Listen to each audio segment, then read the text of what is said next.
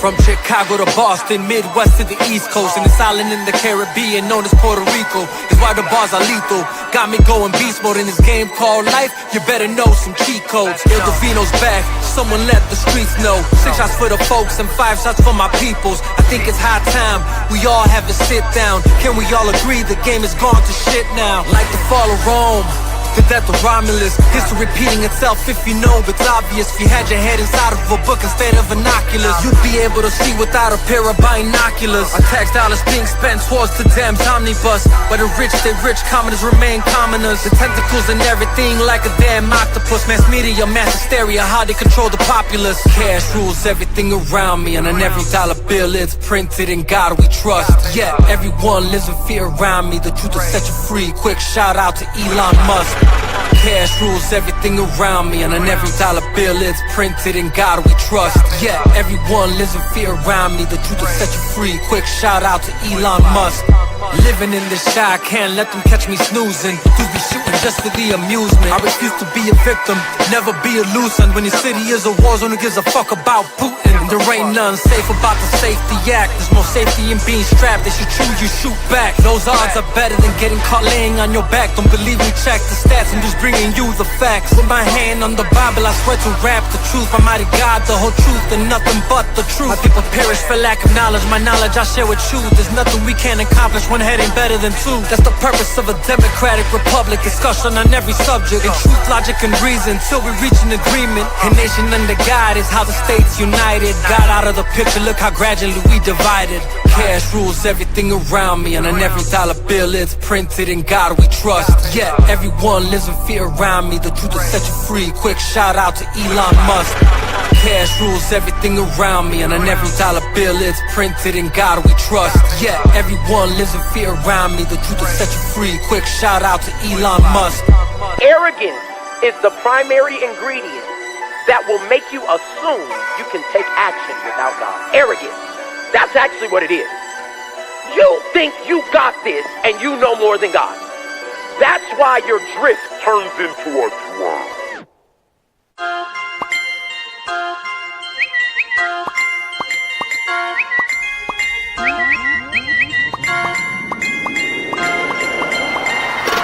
Thank God for this day. Hey, you're not promised tomorrow. Realize your life is borrowed, so say what you gotta say. Hey, get it all off your chest. Nothing more, nothing less. Isn't that what Twitter's for? Clout. And all these other platforms. Followers who has more. You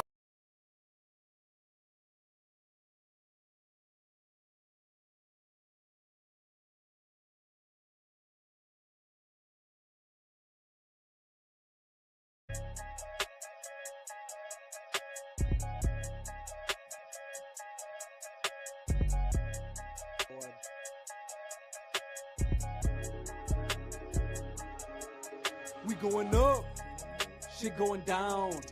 We lighting them up, you best hit the ground. Shooting them up, one after round. When that blood in the air, you better not dare to come around town. Father, please forgive me, have mercy on my soul. Fools keep trying to test me and I will never fold. It's the way that Wendy raised me, the city of the gold. Load them up and let them go, load them up and let them go, load them up and let them fly.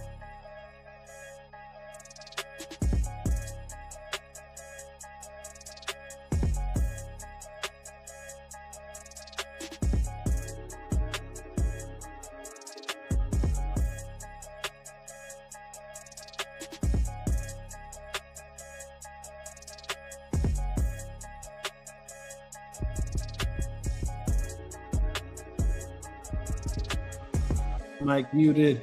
Here we go. What it do? It's your boy Odavino Vega. This is the Chop Shop. You already know what it is. Representing the Patriots gear for today's live stream. Last live stream I rocked the Chicago Bears. Anybody who knows, you know what it is. Anyways, we got a very, very good, I think, live today. We're gonna chop it up about a lot of interesting things happening right now. But obviously, can't do this myself. So I brought the homie, my brother, Pin. Let's go ahead and bring him in. What it do, brother? You can't hear me? Oh, hold on. Yo, can you hear me? I can hear you. Can you hear me? I can't hear you. Ooh. Okay, this is definitely tweaking.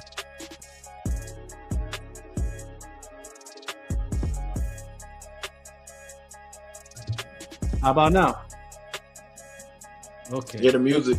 Yeah.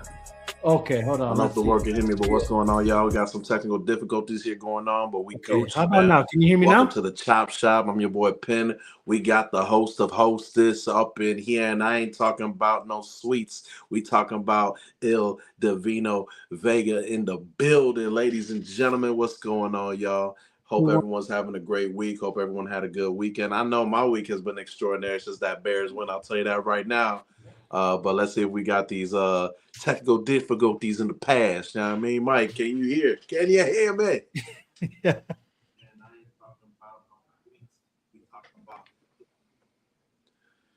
Oh, I don't know if he can hear me. Thumbs up if you can hear me, Mike. I can hear you. Okay, I can't. Can you talk? I have no idea. Okay. I can't hear him. Something is Chat, tweaking can you my hear end. me? Or can you hear Mike? Is it me? You know what I mean? Hold on. Everything on my end looks smooth, though. Can you hear me? Technical What is difficulties. Technical difficulties. Woulda do boo boo boo bada. Woulda do boo boo. Technical difficulties. Man, who doing it like us? Even if there's technical difficulties, you know what I'm saying? We're still gonna keep y'all locked in, entertained with all the rest, man. Hope everyone's doing good. Hope everyone is having a blessed day. Might as well get started Mic on check some 1 2 Bears 1 talk, 2. man. We had an unbelievable weekend What's going on? last weekend. If you guys are living under a rock, Bears Packers Saturday. Bears win in their style of game, a comeback victory, down more than 10 points. Looks like he went away for a little bit, so it's just going to be me here for a little bit, man. I'm your boy Penn. If you don't know, now you know, man. Hope everyone's having a good time. Hope everyone's well. If the stream does get cut off, don't be alarmed. We're going to put it back on for you guys once we have Il Divino situated and smoothed out, man. But what a great weekend we had, man. We had the Bears being down by 7 zillion points in the fourth quarter, and they bring their way back, winning 8 zillion to 7 zillion by Caleb Williams making all types of plays in the fourth quarter, man. I have my concerns about the Chicago Bears, but I do have a lot of bright spots. The biggest spot is we said we were going to take, actually, I shouldn't say we because that wasn't me.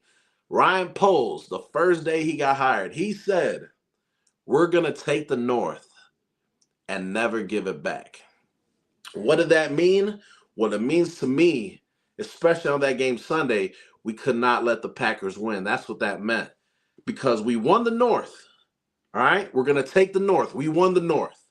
That never give it back. That means we had to beat the Packers on that wild card weekend. I'm going to tell you that right now. It was a must-win game because if you lose, yeah, we had a good year, 11 wins, but imagine losing to the Packers in the wild card at home. Like, man, it would leave a sour taste. Yeah, it's still a good season, but it would leave a massive sour taste and what a lot of people would say a failed season if we lost the Packers, even though the Bears made the playoffs where most people thought we were going to be in last place in the division. It was extraordinary. If anybody here in the chat, let me know what you guys say. He says, I hear y'all both. Oh, snap. Okay, so maybe it's my end. I don't know. Maybe it's my end. We're still trying to figure things out, man. At the end of the day, we're still trying to figure it out. Mike should be back. I have no communication since I'm on my phone. Here he comes right now. Can you hear me right now? All right, Mike, they said they can hear you, but I can't hear you. And I got to figure out why on my end, maybe. So I'm looking right now on why I can't hear you. But my boy said... Is it playing from your Real end? Talk Production says, I hear y'all both. So I can't hear you, though, for some reason. You can't hear nothing? You can't hear? You want me to cut? All right, we're gonna pause for station identification, man. This is here at the Chop Shop. The homie Penn, Il Divino in the building. How you doing? It's crazy because I'm hearing like this feedback on my end. Okay, hold on.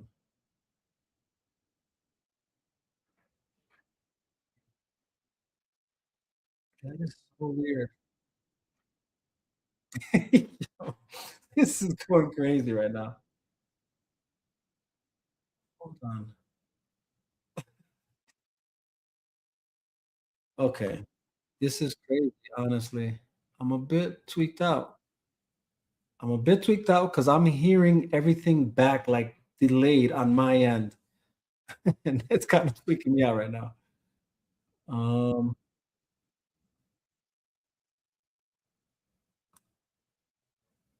Mic check. Mic check. mic check, mic check. Can you hear I me? hear you. I hear you now, man. I hear you now. Dude, what's crazy is that on my end, I'm hearing feedback. You're hearing feedback? Like I'm literally hearing things that I'm like, whatever I'm saying now, I'm gonna hear it again minutes from now. Why don't you mute maybe both you can because you're streaming on multiple platforms. Maybe they're unmute in your ears, bro. I don't know. No, what's crazy is it's driving me nuts. I ain't gonna lie. Hold on. Yeah, like on this website, make sure like you mute one of them. I don't know because it gave me two options: the one that's vertical, and then the normal one. It told me if I can mute both of them or unmute both of them. I just muted one of them. I'm confused. Oh, wait a minute. Hi. Cups of that rose. On this website, make sure like. Oh, I hear me now. You mute one of them. Because now it's coming. It's so crazy. The thing is, I do have my pages up. I do, but I have them. I should have them muted. Oh, try to make sure you know everything's muted. Never mind. Everything's muted except one. I think I found it. All right, for sure. Dude, that was tweaking me out right now. Oh my. ¡Es el diablo! ¡Es el diablo! No me cuentas. That's the first time I actually had to mute myself on IG. Usually it's muted. Damn, man. It's all good, though. We learned. That's what technology is all we about. learn, and we learn and we don't judge. You know what I'm saying? Yeah, hey, right, guys. You know what I'm saying? We live and we learn. Bro, that was insane. I was tweaking out, literally, like, what is going on? Yeah, man. I was trying to hold something. I don't even know if he even wants to talk about the Bears right now. I'm just gonna go with what I know right now. You know what I mean? Bro, I was like, damn, like they don't want us talking today. You know what I'm saying? They're saying they don't want us to win. They don't want us to be live. They're listening. They listening. Oh my gosh, that was insane, dog. Okay, let's do this again. From the top. From the top. I'm just gonna run this one more time. All right, you already know what it is. It's your boy Il Divino Vega. This is the Chop Shop. And if you saw the title's called Chaotic Genius, and you're gonna understand why. But obviously, there's gonna be a lot of amazing topics we're gonna chop it up about today. But I can't do it by myself, so I brought the brother. Penn is in the building. Going on, y'all? How y'all freaks doing? I'm doing great. I'm doing great. I'm doing great now too, man. Excellent, excellent. Dude, that was driving me nuts. It happens though. It happens though. Like the live streaming, that's what happens when you live stream. You know what I mean? There's right. Things exactly. be happening, so it's all good. I know your audience. They are have forgiven. You know what I'm saying? Let's move on to the topics. You know what I mean? Right. All right. Obviously, let's get into what we obviously been talking about all week since Saturday. Bears beat the Packers in, I would say, tremendous just comeback victory. Best one since 28-3. You know what I'm one saying? for the ages. You know Best what I'm one saying? since 28-3. That's right. And Straight up. that was this. You feel me? Straight up. You Best know, one since 28-3, dog. dude. Here's obviously, let's give it a little, like, I guess, BTS, right? That day I'm at your crib. Yeah. Where we're dealing with we're dealing with some issues. You know what I mean?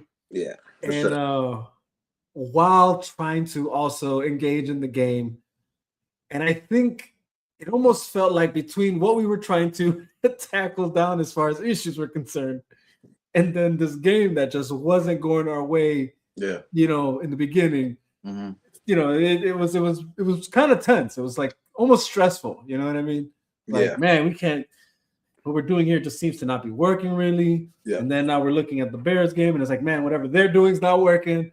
Everything's like, going downhill, man. It was just like, what is going on, man? Every drain is clogged right now, my boy. You know what I'm saying? Like, no slots open. You know what I'm saying? Or no, all slots open. There's layers of water, like it's a 7-layer cake up in this thing. You know what I mean?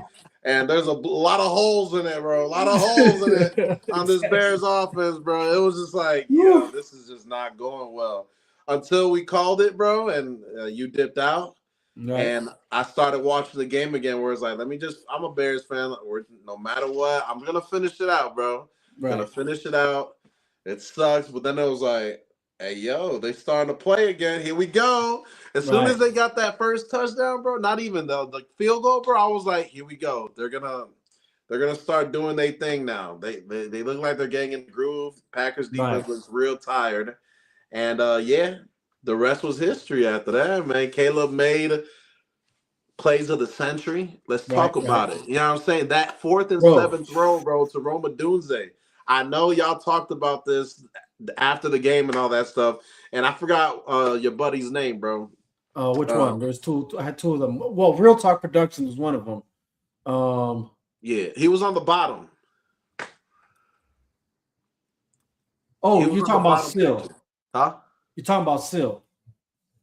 Yes. Sil Abdul. Yes. So he said this was the best win of our lifetime. And he took the words right out of my mouth, bro. I ain't gonna lie to you. Because that's how I felt after that Bears win. Not only was it like just a comeback, but versus the Packers at home. Down how much we were down. Like, we've never seen a win like that in our lifetime, those that were born before or after 85, you know what I'm saying? 86. Right. So seeing that, it was like that was better than when the Bears made it to the Super Bowl after we beat the New Orleans Saints in 2010. Like, we blew them out the water like 35-10 or something like that. I know it was a blowout and we made it to the Super Bowl, but this one right here, this is a game that I don't think any Bears fan or Packers fan will ever forget. That's right. Again, you know what I'm saying? We got people who started burning jerseys. You know what I'm saying? Like, it got that bad. They started burning jerseys, my boy. Why am I a Packer fan? Pobrecito to the kids that were Packer fans. They're like crying to their parents, and I'm just looking at them like this. The parents, hey, it's because of history. The parents made you a Packer fan, but it's not too late to change now, because this is gonna be something for the next 20 years, baby. The next 20 years, we're gonna bear down all around town and the surrounding north. You know what I'm saying? That's right. This is gonna be our team for a long, long time. We got Rome for 3 years. We got Caleb for 3 years. They're gonna get extended for another 4 or 5 years after that. Right. They're gonna get extended at 4 or 5 years after that one. So we're looking at a good 10 to 13-year span that we're gonna have Rome Odunze, Loveland, Burden, Williams. You know what I'm saying? That's the core. That's the core right there. Right. We have our core, and 2 of them are rookies, and the other 2, they're in their 2nd year. You know what I'm saying? That's a perfect core. And guess what? First time coach, year 1. Avengers assemble. You know what I'm saying? Oh my God! You never thought as a Bear fan this would happen, and Right. it's happening, man. So these next 10 to 20 years, bro, I'm Oh excited man. to see what the Bears can actually do. You know what I It's mean? it's only up from here. Like it's really Yeah. only up from here. There's no going down.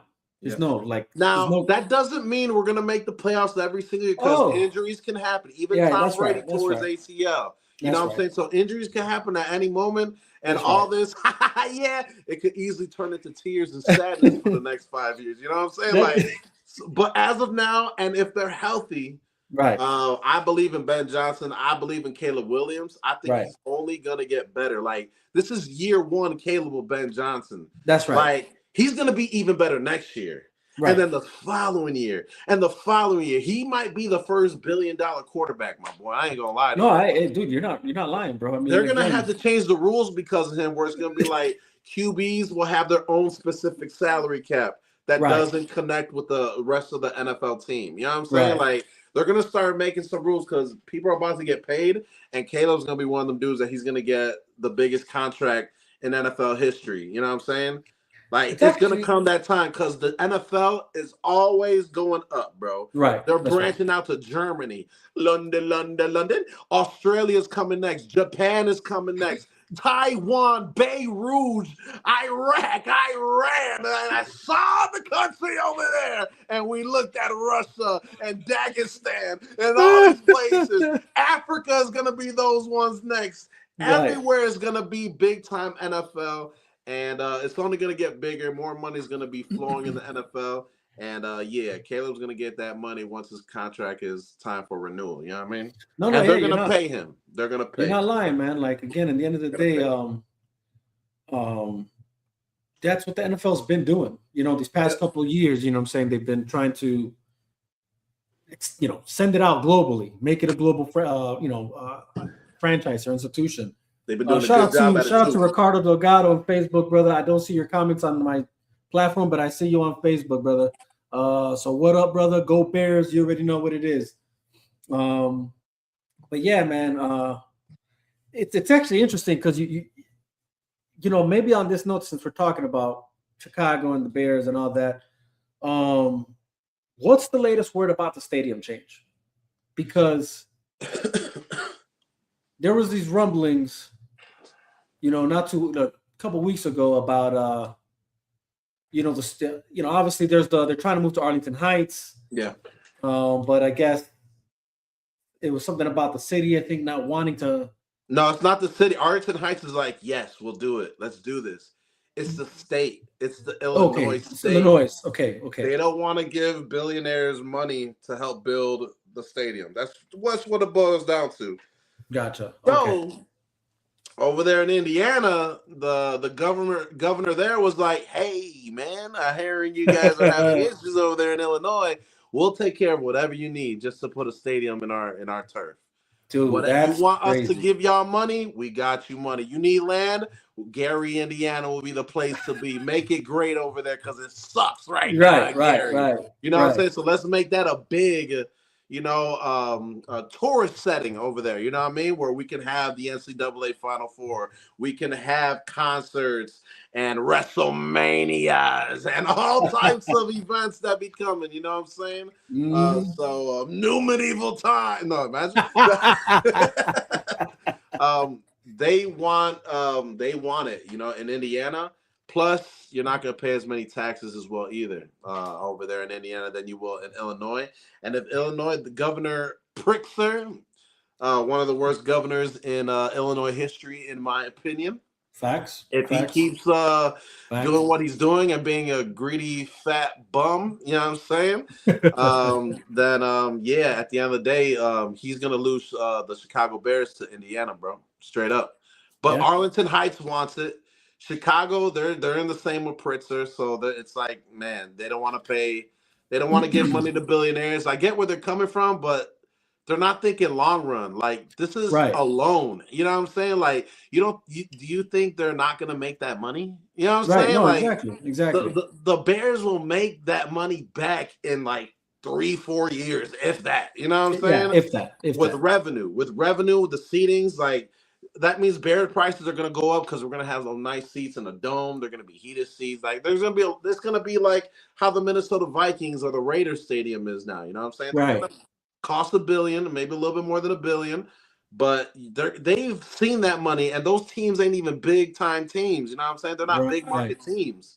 So imagine the Chicago Bears. You know what I mean? And they're good. And we finally got a quarterback, a coach. We have everyone that has the ability to make this a top of the line NFL product compared to every other team, every other city. Chicago could be the mecca of the NFL.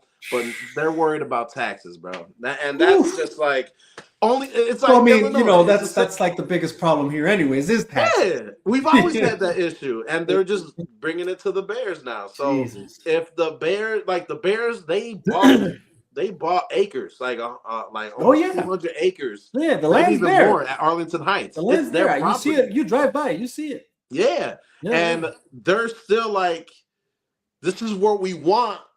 We don't want to do it in Chicago no more because y'all tripping over there. But now y'all starting to bring that mess to Arlington Heights. Y'all brought the governor in it.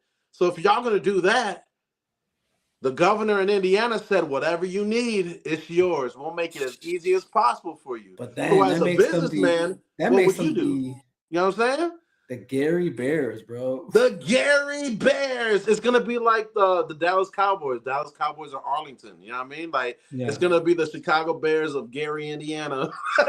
Crazy. Rolls off the tongue. You know what I'm saying? I mean, you know, Gary is like a subsection of Chicago. You know what I mean? Like it just happens to be in Indiana. It's a ways away, though. You know what I'm saying? You know, no, it's across for sure. the pond. You know what I'm saying? It's you got Hammond, you got East Chicago, which is funny, East Chicago, but yet that's in Indiana. You know what I'm saying? So, you know, you got those neighboring, you know, little cities and stuff, towns, whatever, and then you got, you know, Gary as well. You know, so it's definitely interesting, and it'll be interesting to see, man. But we got PVG222 in the comment section. He said, "What's good, fellas? Big salute." My God, Prince, man. Shout out to you. That's my other truck driver, homie, man.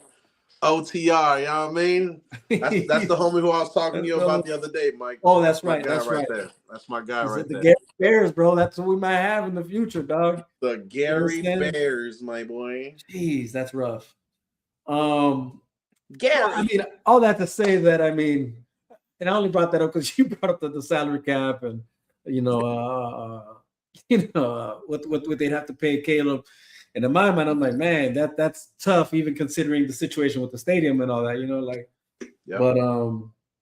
but yeah, other than that, the reality is this team clearly has a bright future ahead of itself. As you said, if they stay healthy, it's only up from here. Again, it doesn't mean that they're going to win every Super Bowl going forward, or if they're even going to win this one. I mean, it doesn't matter, but they are in the playoffs. They're a team to be reckoned with.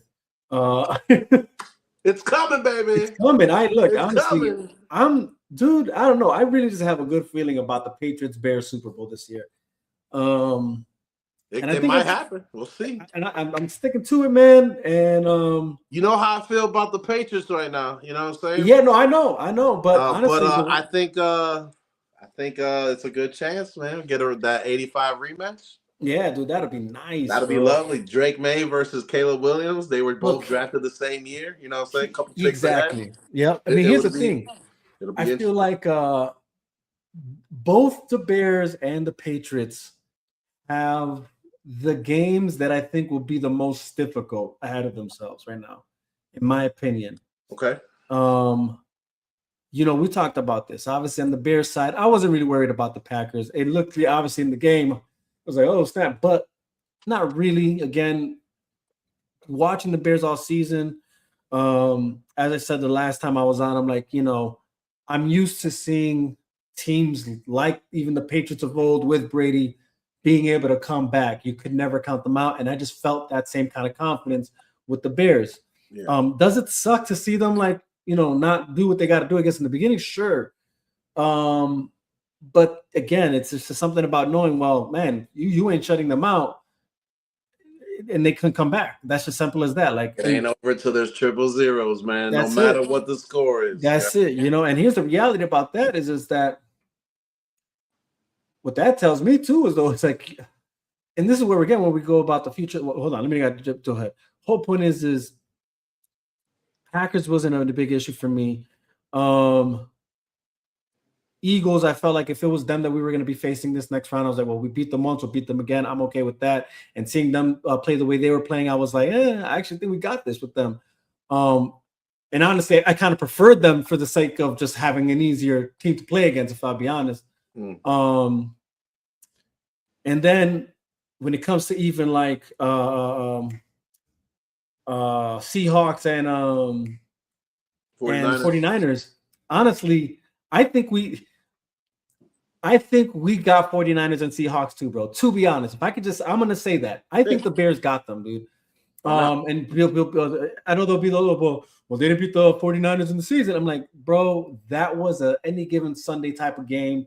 Honestly, that game could have gone any other way or in any which direction, and it would have been either the Bears or the 49ers. Personally, after that game, bro, I said to everybody who talked to me about it, I want to see the 49ers again, and I want to see them in Chicago. Same. I want to see them in Chicago. I hope they beat Seattle. You know what I mean? And they can, I think. They beat Seattle because that means a third home game for the Chicago Bears, and I want to see the 49ers, dog. That's right. I want to see them. And then you said you want to see the Packers because it was easy. On the contrary, for me. No. Eagles. No, but you said Packers before the Eagles. No. What I said was I thought I was not worried about the Packers. What I was saying was the game coming after, like whether it was going to be the Rams or the Eagles. I did prefer the Eagles because I thought they were just going to be an easier team, or at the very least, I just knowing we've defeated them, I know we can. Yeah, there was like just more of a confidence there. Gotcha. When it comes to the Rams, I'm not worried so much. I mean, don't get me wrong. I'm worried more. I'm worried more, I guess, maybe on our. It's the defensive side of the ball that we're going to be worried about the most. That's what I'm worried about. You know who's going to guard Puka? That's the main concern. That's my main concern. Who's going to stop their tight ends? I get that. That's my concern, bro. Let me give you some fun stats real quick, though. All right. Listen. Well, first, I think the Packers were actually the toughest game that we can play out of all the teams in the playoffs. Why? Because it's hard to play division opponents. 100%. Not only that, it's hard to play division opponents in the playoffs. Right. Not only that, it's hard to beat the same team twice. Right. It's hard, except if you played the Eagles because their offense was broken.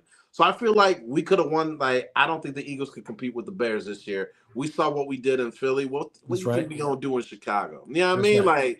Like I wasn't concerned about the Eagles, but that Packers game, it was like, look, they wanted to see us.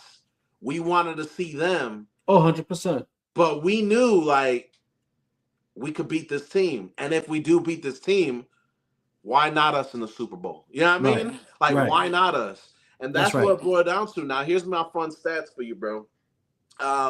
Matthew Stafford, he has a sprained finger in his throwing hand. Mm-hmm. All right. It's going to feel like -2 degrees, I think they said. -2, -5 degrees on a Sunday. That's right. For this Bears-Rams game. Under 40-degree weather in the playoffs, Matthew Stafford's career record is 1 win and 9 losses. How you doing? How you doing? I like that. Now, that doesn't mean it's an automatic win or anything like that. And quite frankly, what happened in the past doesn't even matter anymore. But 1 and 9, and you got a sprained middle finger. I like our odds, brother. Let us be the underdogs again, and let us show out. You know what I'm saying? Like, LA loves the hot weather. They love the sun. They ain't getting that on Sunday. So the only sun they're gonna get is Sunday. That's it. That's the only sun they're gonna get. And it's gonna be really cold. And Caleb, the cold doesn't bother him. You know what I'm saying? I just hope he plays like he did in San Francisco, consistent from Q1 to Q4. That's right. That's what we're gonna need if we want to win the Super Bowl. Quite frankly, 100%. Can we do it? Can we do it again? The fourth quarter, kids, absolutely. But I think eventually that gasses you out. You know what I'm saying? Like Mhm. eventually you're not going to be able to make those plays anymore.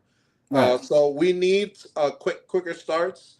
I would love to see an opening drive touchdown, field goal, something, some type of points. You're right. And we'll see what happens. But I feel like the Bears beat the Rams, just like I thought the Rams were, or just like I thought the Bears would beat the Packers. You know what I'm saying? Right. Like Right. I feel the same way. Real talk. Right. No, for sure. I agree with you, Doug.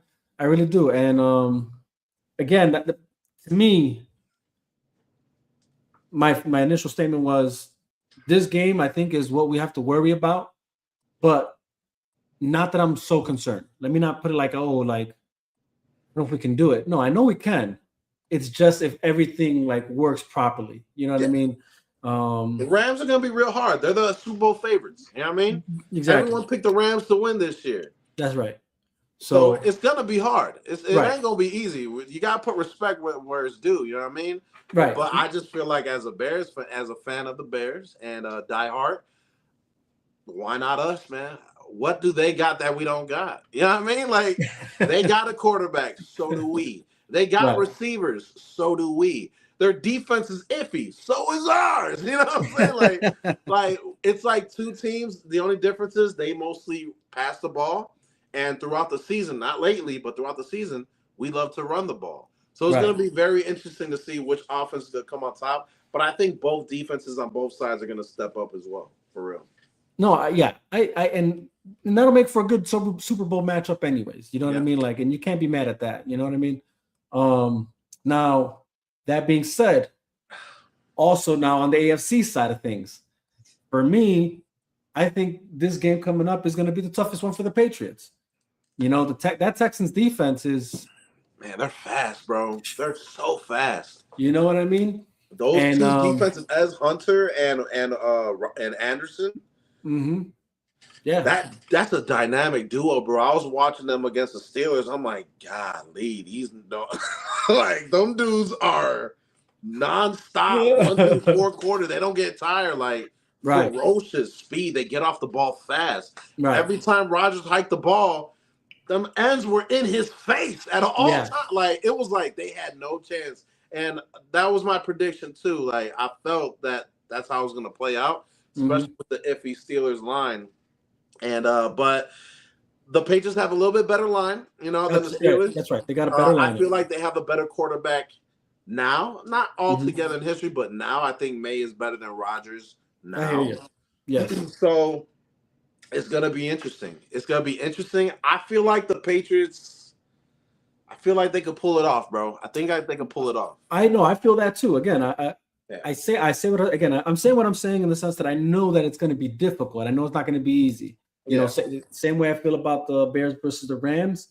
You know, I know it's not going to be like a walk in the park, but I know that the Bears can win the Rams. Same thing here. Patriots against the Texans. I know it's not going to be a walk in the park, but I know that they actually have what it takes to do it. You know, I think their defense is going to be a problem for the Texans offense. I mean, here's the reality. As much as the defense was dominating the Steelers, so was the Steelers defense dominating the Texans for a while there. So like, you know, as bad as the score looked at the end, that was literally at the end. You know what I mean? Compare the game to the fourth quarter, sort of. You know what I mean? Yeah. So score wise, you know what I'm saying? That's what I'm saying. But when you look at it, that's because that defense, I'm sure, got tired out, man. Like they were on that field all game. You know what I'm saying? Yeah. But because I saw that, I'm like, well, that Patriots defense ain't no joke either. No, you know? For real. And so I know that defense for the Patriots, I know that they can stop the Texans offense. And I know that I feel like not just Drake May, you know, being a better quarterback at this point in time, right now, in the now, than Rodgers. But again, offensive line wise, I think they have a better offensive line. And I just think they have more weapons to utilize. Drake May has more weapons to utilize to actually put points on the board, unlike Rodgers was able to do, or the Steelers for that matter, this past Monday. That being said, again, I feel like Patriots can do it. I know it's not going to be easy, but I know that they can do it. And I think just like I see the Bears being able to take on the Seahawks or the 49ers, I feel the same way about whether it's the Broncos or the Bills. To be honest with you, I feel the Patriots can take on them too. To be honest with you, Yeah. so, because go any ahead. given Sunday in the National Football League, right? That's Well, right. I said this in the beginning before the playoffs start. I feel like it's Josh Allen's year, bro. I feel like the Bills can take the AFC, and that's actually my pick. If you didn't know, now you know. You told me that. Yeah. Yeah, I feel like Josh Allen, even though he's hurt, that dude is playing extraordinary. And I said this when they were playing the Jaguars, and everyone I talked to were like, Jaguars has the best record. Like, they're going to dominate 12 wins. Their defense is fast. Their offense is young. Lawrence is really good. Right. The team is coming into fruition, and they're playing the best ball out of any team. They were on a 6-game winning streak. Right. And I was like, I get it. But Josh Allen, bro, that dude is different. Yeah. He's different, and he's concerning to any defense in the NFL, bro. Like, it don't matter what defense you got. Josh Allen finds a way, not only throwing the ball, but he's unstoppable running the ball, and he's become the best running quarterback in the National Football League. Better than Lamar. Better than Lamar. I said it. No, you can look at the touchdown. If I'm putting together a team right now and I have to choose between Josh Allen or Lamar Jackson, I'm choosing Josh Allen. Even if it was a race, I'm picking Josh Allen over Lamar. Like, I don't care, bro. I feel like if you have a race with obstacles, bro, Josh Allen wins that race on the obstacle course. You know what I'm saying? If it's a straight 40-yard dash, obviously Lamar is faster. But Josh Allen, bro, that dude is the truth, and he doesn't have Mahomes to get in his way. He doesn't have Burrow to get in his way. He has to deal with the young bucks. It's gonna be tough against the Denver Broncos. A lot of people say. I feel like Josh Allen exposes the Denver Broncos on Sunday or Saturday after they play. I feel like he exposes them for the frauds that they are. Straight up. Yeah. Because the Broncos are the worst number 1 seed in NFL history. I'm telling you right now, I do not believe in them one bit, bro. I feel like they're frauds. I feel like they had such an easy schedule. And even with those bad teams they played, they could barely win those games out.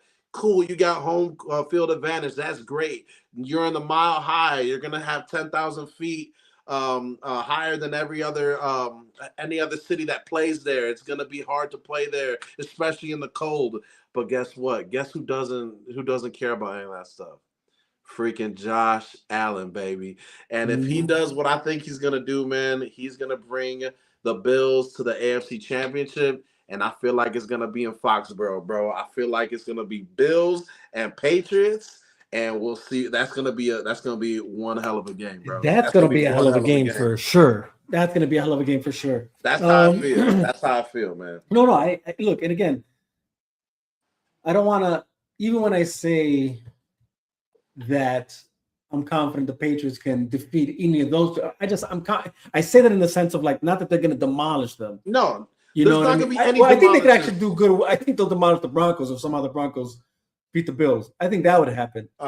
But no, the Bills, if it's the Bills, which honestly, I'd love to see the Bills and Patriots in the AFC Championship. Yeah. That's a good game to watch. Yeah. You know, and I would say even would appear to be like almost like a modern day rivalry, you know? Yeah. I mean, they are rivals. They're in the same division. You know what I mean? 1-1 this year. You know but that's something that kind of like birthed itself in the more recent years. You know what I mean? Yeah, like, for sure. You know, once the Bills became something. Once Brady left, let's be honest. Once Brady dipped out, that's when you saw the Bills start winning a little bit more, and the Patriots took that fallback. Yeah. And then the Patriots drafted Drake May, and it was like, okay, this kid can ball, and he's competing now. Right. And look at them now. You know what I'm saying? So it's gonna be a heavyweight fight. Yeah. And I think every game in the National Football game, every game in the National Football League is a close one. That's why the NFL is so special. Every game is pretty much close. Probably 90, maybe more than 90% is a close game. I think the Bills blow out Denver, though. Keep it funky with you. And I think every other game is going to be a one-score game this week, bro. It's going to be all close games, bro. Down to the wire, down to the last possession of the game type stuff. No, I could see that for sure. 100%. I could definitely see that. 100%. I mean, it's really a good season, dude. All in all, like yeah. You know, like it's almost refreshing that you don't have the Titans of, you know, the seasons before. You know what I And we mean? ain't talking about Tennessee And we neither. ain't You know talking what I'm about saying? Tennessee either. That's right. That's right. You know, so No it's really Eagles, refreshing. no Chiefs. Right. It's None of different. that. Just It's different. different Just now. different. I love Everybody's that. different. Yeah. And then just again to see again, I just, man, there's something about, I will say, Josh Allen is the anomaly here. You know what I mean? He's the anomaly, and I'll give you that, because it's like, yeah, it's just, and it just might play out that, yeah, the fact that those other Titans aren't in the ring right now. Yeah. This is what's going to give it. That could be the story here for sure. But I feel the other story is the story that actually proved itself to be true all season long, and that's that these two young quarterbacks, two teams that have reinvented themselves, becoming something, you know, just of a dominating force, and they're only going to get better. Yeah. I don't know. I would love to. That's what I see going all the way to the end. The people, because honestly, let's just be honest. I would love that. I would love that. I just don't think anybody saw the Bears, and honestly, I don't think anybody saw the Patriots being who they were this season. Nobody. You know, they took the season by surprise, by storm, by surprise. You know, and by the Super Bowl, it's gonna be there. The Super Bowl and the Super Gods, baby. Yeah, bro. So I would love to look. I would love to see Patriots Bears, bro, and it'll be the rematch that, because the Patriots need to get their get back. They got blown out in '86, but that was a long time ago. We talking about 40 years ago, my boy. That's you know right. what I'm saying? That don't even matter anymore. But I know, like, having that rematch at 40, Ben Johnson's gonna turn 40 years old. We talking destiny, baby.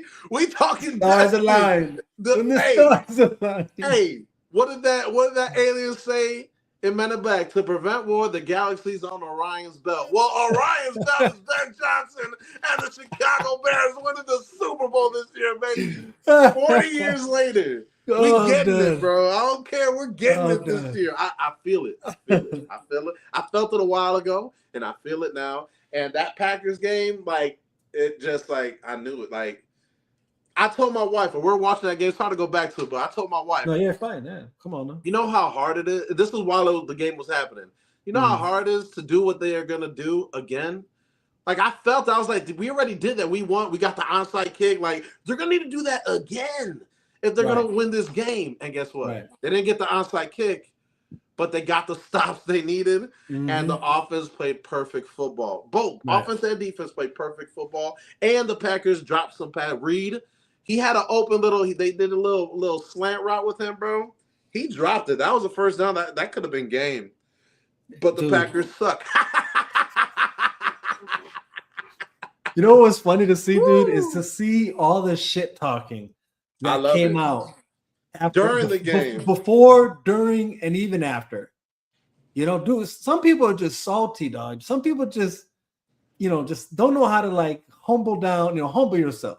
You were wrong. They don't have to learn. We taught them. Right. They don't have to learn to be humble. We taught them. I'm gonna tell you what I'd like to see, though. I'm gonna tell you what out of all of it, I'm gonna tell you what I'd like to see. I need to see Lil Wayne. Come out and just admit he was wrong. You know what I'm saying? He did. No, did. You hear what? Look, because I know he was on that. What is it? The Arena or something like that. And check his Twitter, bro. Check his Twitter. Caleb Williams responded to him, bro, and he said, Hey, if you could bring up Twitter right now. I'm going to right now. Check Wayne's Twitter, bro. Look what happened. Because Caleb responded, bro. He responded to it. Okay, hold on. Let's check that out. Matter of fact, I'll even pull it up for us to. Wayne was like, I'm a cheesehead. I'll always be a cheesehead, and you're a bear. But I got to respect what you did out there. You can't deny greatness, and that's what you showed out there. But I'm still a cheesehead. Hold on. And Caleb was like, all love, but bear down. You know what I'm saying? Bear down. Can you see the screen now? Yeah, it's small, but I can see it. Okay. Trying to see if I can find it. Oh, right here. Is this the one? Hey, Caleb, don't mind me, bro. I'm just a cheesehead for life. And is this the one? That's the one. That's the one. Okay. AK, don't mind me, bro. I'm just a cheesehead for life, and you just a killer. And you kill us bad each time. And for that, you get the praise gesture from me. I love the game. And first off, why is this guy typing this way? It'd be impossible to make that statement without acknowledging and admiring your game, King. You're a beast, but you're still a bear. Cheese. Now go to Caleb Williams, bro. Yeah, there's your cheese, my boy. Go to Caleb Williams' Twitter. You'll find it probably faster there, bro. Think so? Yeah, because he retweeted it too. I think you have to go to Caleb. Oh, it was like a retweet. Yeah, it was a retweet, but he wrote something with it too. Okay. Hold on. Yeah, bro. It was hilarious. But they can't say nothing. And I respect Lil Wayne for that. You know what I'm saying? At least he kept it a buck. At least he kept it a buck about it.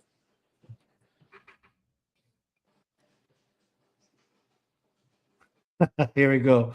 Yeah. Weezy, it's all love. Hashtag bear down though. Yeah. That's what's up, man. That's what's up. Hey, hashtag bear down though. You know what I'm saying? Yeah, exactly. Hashtag bear down though. Scroll one more down, bro, because I think he said something before that too. Okay, hold on. Yeah, he said something before that too, I think. Respond on that's clutch. Oh, I love that logo, G.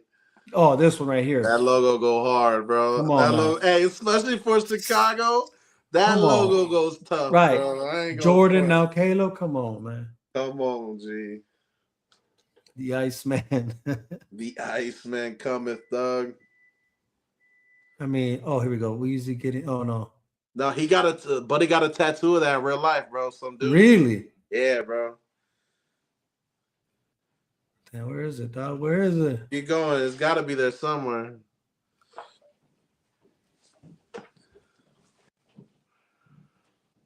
A lot's been going on. You know what I mean? I'm sure right, exactly. Huh? I said no. Yeah, exactly. Yeah. Oh wait, hold on. Is it this? Here's Wayne's tweet translated into English. Yo.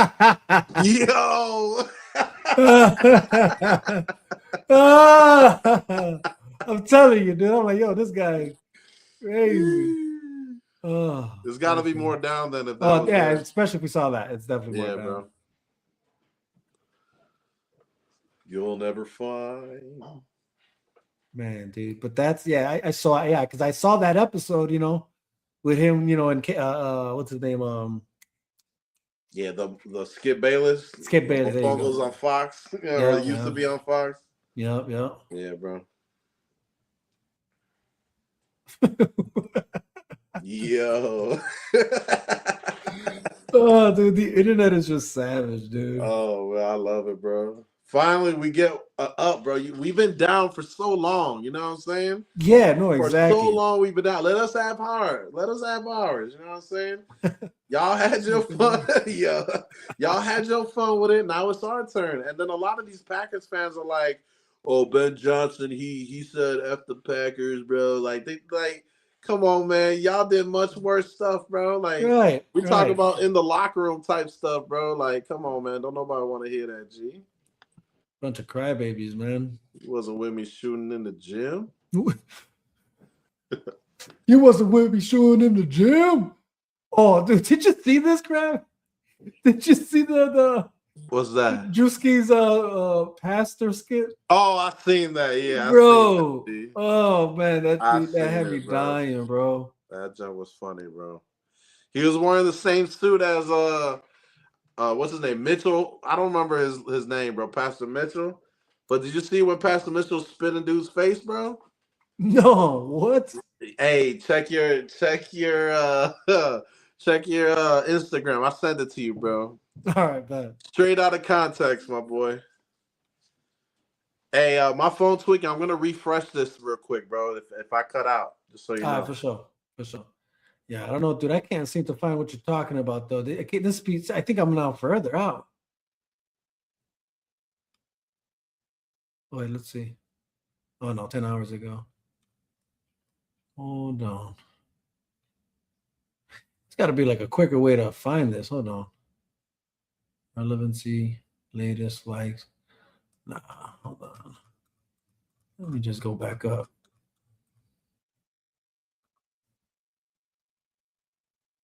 Here we go. Replies.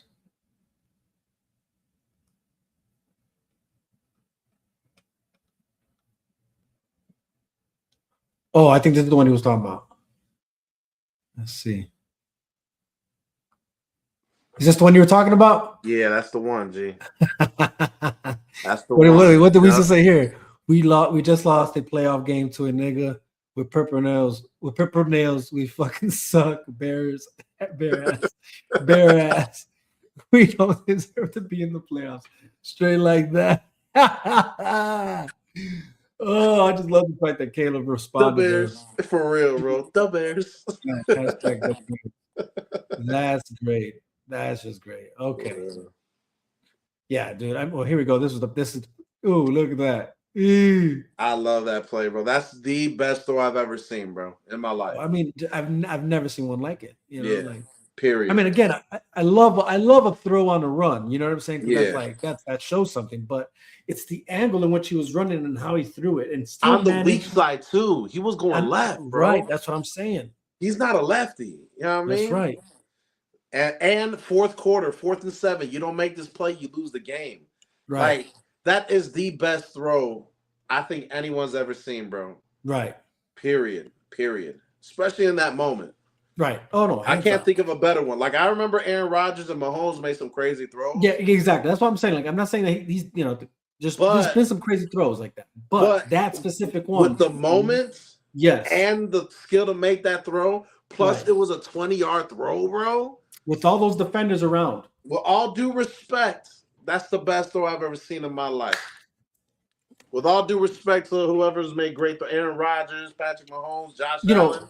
At These the guys very have least, thrown dimes. at the very least, if someone's gonna put a collage of the best throws ever in the NFL, that one's making it in. Like, there's just no way. 100%. You know what I'm saying? Like, that's People are just going to be crazy. talking about that throw 20 years from now, bro. 100%. You know what I'm saying? 30 100%. years from now. That's Yeah. a forever throw, bro. That's Yeah. a forever throw. 100%. But 100%. man, dude, it's wow. Just what a time to be alive as Bears You're a fans. Bears as- fan. You know what I'm You're a saying? Bears as fan. Yeah. Bears fans or even fans of football. I would say again, this is a really Yeah. great season. Yeah, it's been good. Anyways, let's segue to the next thing. I was trying to see if there was something clever there to kind of segue, but not really. So we're just gonna get into the next thing. Did you watch the new Doomsday trailer teaser thing? I did. I seen them all. You seen them all? There's about 4 of them. Yeah. Okay. I think there's one that just dropped that I didn't see yet. Yeah. So I was gonna look at it, but Take a gander. so I'm gonna take a gander. Take a gander real quick. go ahead and Tell bring everyone everybody they with haven't us. seen it yet. Let's go ahead and bring everyone with us for those, in case they didn't see it either. You bald-headed demon. You know what I'm saying?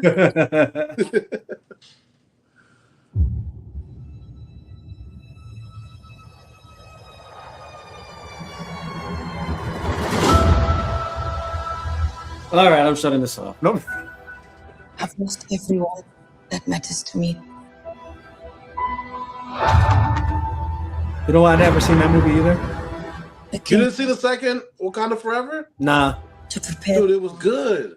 Hey, yeah, I know people The told me that, but afterlife. honestly, I might. I wanted to recast I the have Black mine. Panther, not this version.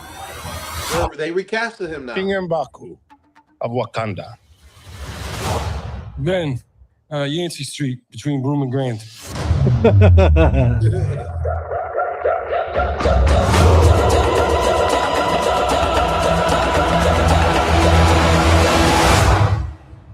Okay. Hey, I'm a- they recasted him, G. Black Panther? Yeah, for this movie, they recasted him. Ooh, do you know who's playing him? I forgot. Look it up on. It's got to be on the Twitter. Black Panther recast. They did it. They announced it, bro. They announced it. Really? Yeah, a couple weeks ago. Hold on, let me look for that. I didn't know that. Recasted it, bro. Yeah, because that was the only reason I haven't watched this one. Because I'm like, I thought they should have recasted him. No, but they did it justice, bro, because they did like a funeral and everything for. Yeah, Yeah, I'm not man, into that. I know what you're saying. Trust me, I've talked to everybody about this. That's not to me, bro. Like, the guy never died in the movie. No, I get you, but You they, get what I'm they saying? made it make sense though. They made it make sense. Yeah, They made it make sense. They made I it don't make know, sense, bro. They made it make sense. Don't tell me it's this guy. Hold on, I'm gonna show him right now. Because this I can't be. I don't know if this is real because it's not even a real. Oh wait, actually no, it might be real. Hold on. I'm gonna post it. You tell me. Oops. Because yeah, if it's this guy, I'm like, oh, that's one hell of a cast. They did a good casting for him. Hold on.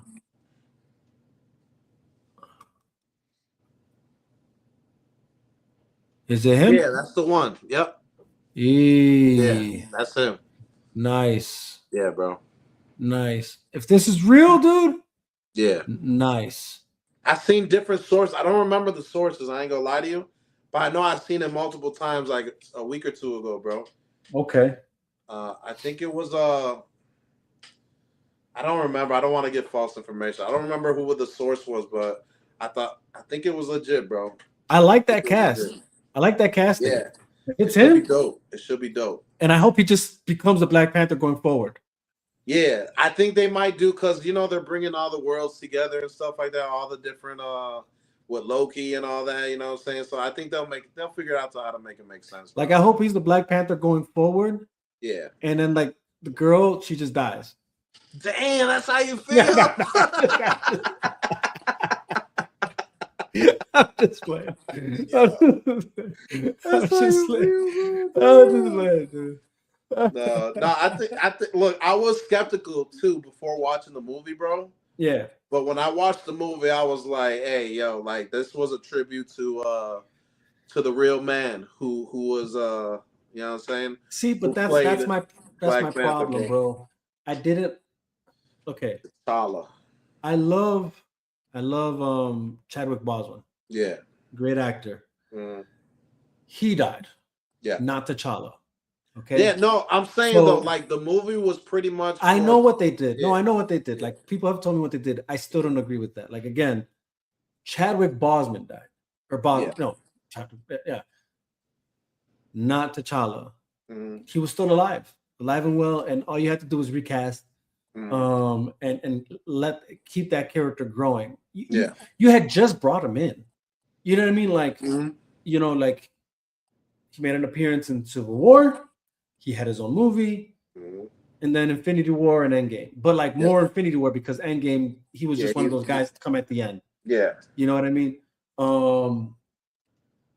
There was so much to do with him, is all I'm saying, and I get that. I didn't mind the story plot is that the sister becomes, there is a story line that is that, Yeah. It just was too soon for me.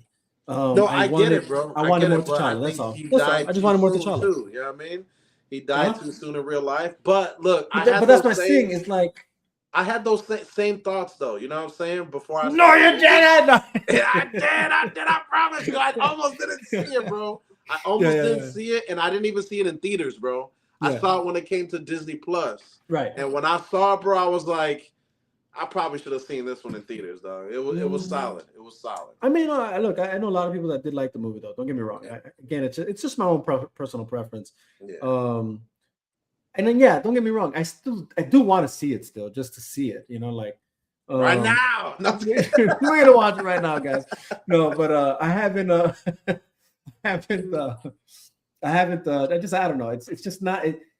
I'm not pressed. I'm not pressed to watch it because, again, it just wasn't my move. And I get you. And again, it's one of those things where I don't like the fact that you made it as if Chadwick Boseman, if Chadwick Boseman was Black Panther. He's not. Black Panther's Black Panther. T'Challa's Black Panther. I would have felt the same way. How do you say?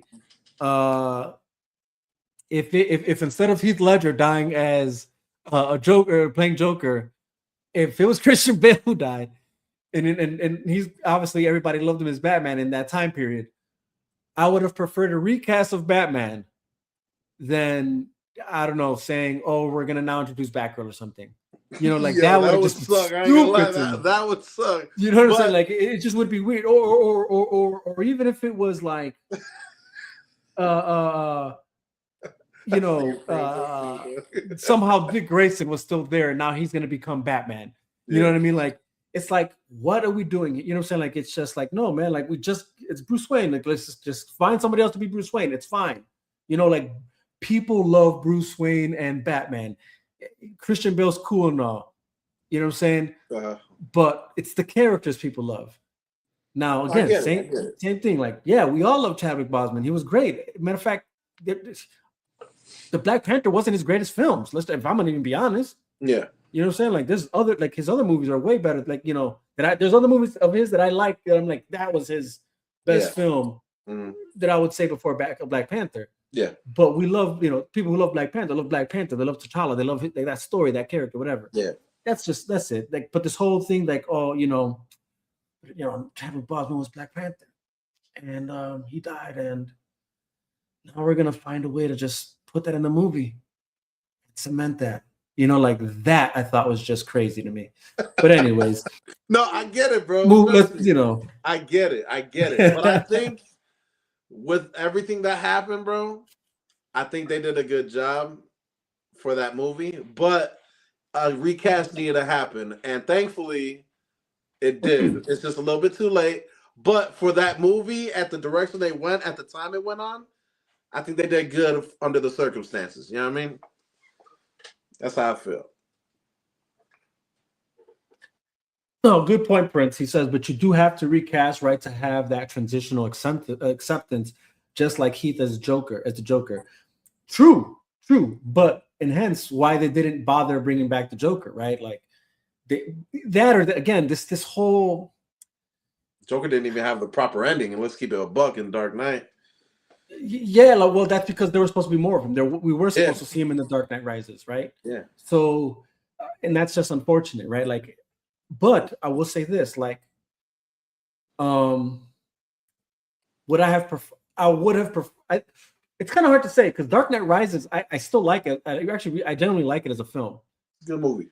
But there's a part of me that still wonders, like, but man, what was that original script like? You know, and what was Joker gonna be in this and all that, you know? So part of me, Nolan, email me, bro. Email me the script. You know, so and I would have been okay with a recast if, again, you got to get the right actor. Personally, in my opinion, when it happened, I think initially I was thinking, I thought like to myself, Johnny Depp would have been a great. I think he could play a good Joker. I honestly, it would not have hit the same, bro. If Johnny Depp, but again, he would have done good, but I think it would have been completely different. So, and here's what this is why I said this is why I didn't use that as an example, and I used the Christian Bale example, was because I was like, because the reality is luckily they were able to pivot and just say we don't have to just bring that character back and just honor Heath Ledger's, I guess, performance as the Joker. You know, where that would have been tough to do with Batman, right? Yeah. Which I think was tough to do, obviously, with T'Challa and Black Panther. But I still feel, personally, in my opinion,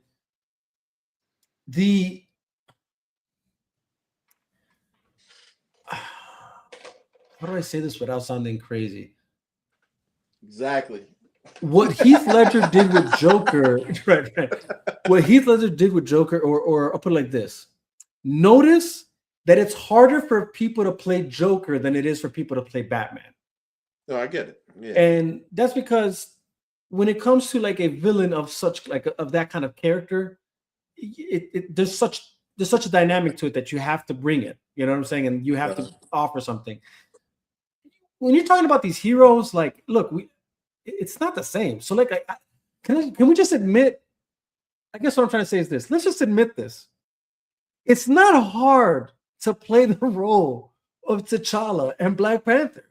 You know what I'm saying? Like, you just get the right actor for it that has the acting chops for it, and I think it's doable. You know what I'm saying? Like, in the same way that I think if you just get the right actor to play Bruce Wayne and Batman, it's you know, you can do it. I think you can do it, and I think people would have personally, in my opinion, I think people would have understood it. You know what I'm saying? And I think people were in love with Black Panther. That's the point I'm trying to stress out here. I think the times as well too, bro. I think the times as well too had a big factor because that was a big rise of the Black Lives Matter stuff, and a lot of people connected with that. You know what I'm saying? And they made Bosman like the face, sort of. You know, even the Wakanda movement, like the gesture, bro. Like everyone was doing that junk. You know what I mean? 100%. I feel like here's that's the why thing. I say with what they had, I think they did a good job for that. I movie. think. You know what I mean? Can I just say this? I think you drank the juice, my brother. Yeah. You drank the juice, and you fell for it, because in the end of the day, this Wakanda Forever thing, that's not a Chadwick Boseman thing. That's a Black Panther thing. That's in the comics. That's in the, you know what I'm saying? Like that's what I'm trying to point out here. The world that people were, like, yeah, what you said, the whole Black whatever, and what they were really connecting to was the character. What the character kind of represents as on its own, not the actor who plays it. That's I get it.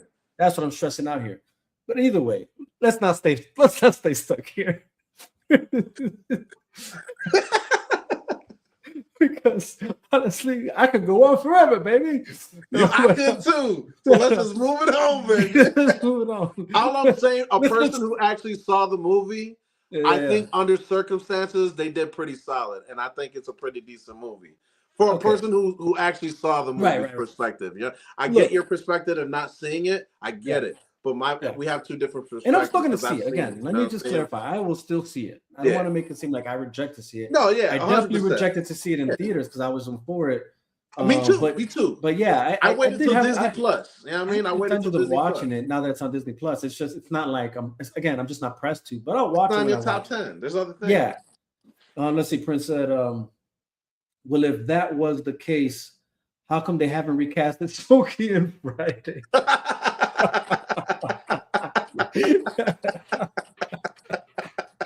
He said, "No, see, again, if you're gonna put Smokey on the same tier as a character, beloved character like Black Panther, I think you're kidding yourself." Chad embodied Black Panther did so well that's who they. No, bro, you're tripping on that. Honestly, I think again, that's the juice. That's the juice everybody was drinking, brother. That you think that's the case. It's almost as loony as the people that are how do you say, that were hell bent on the Christian Bale being Batman when it was known that Batman was going to be part of the Man of Steel franchise, and that it's this, like, you're gravitating to something that it doesn't matter. You get the right actor to play these characters, and it'll flow, it'll work, and as long as the story, as long as it's a good story. Again, if the actor's good, you know what I'm saying? Because Ben Affleck came did his thing as Batman, and now everybody loves him as Batman. But even before Christian Bale, like, you still have your guys that'll be like, oh, Michael Keaton Batman. That exists. Don't get me wrong. There's people that love to see the face of an actor there's like a I guess you could say even the nostalgia factor, right? Like, even the idea of them trying to find a new Wolverine right now, right? Like, or like if that was the concept, but then the idea that they brought back Hugh Jackman to play Wolverine, everybody loved that, right? Because we love to see that, you know, the character who plays, you know, the actor who plays said character, and we've already connected, sure. But if it's not possible, it's just not possible. Chad died, my guy. I'm sorry. You're saying, like, there's nothing you could do there, you know? So at that point in time, it's just like, all right, well, the character still is the character, though. And people still love the character. Here's the reality. Like, even right now, the fact that they finally found someone to replay the character just shows that they could have done it from the beginning. That's just a fact. I get it, but I feel like timing is everything too, bro. And I feel like with the timing of it, I think recasting him at the time when his story wasn't fully complete, you know what I'm saying? Like, some people took that the wrong way, you know what I'm saying? Like, okay, a lot of people would have, you know what I mean? Here's the thing. I get the timing thing in the essence of, if it was Disney's call to then be like, all right, well, here's a perfect example. I'm gonna actually give you guys a perfect example of yes, you could recast, and in fact, I think who's the director's name? Man, the director who did Sinners 2. What's his name? Hold on. Whatever his name is, I'm gonna look it up. But this is the point I'm gonna make. Is that let me just get the name of the director. All right, where the hell's the director?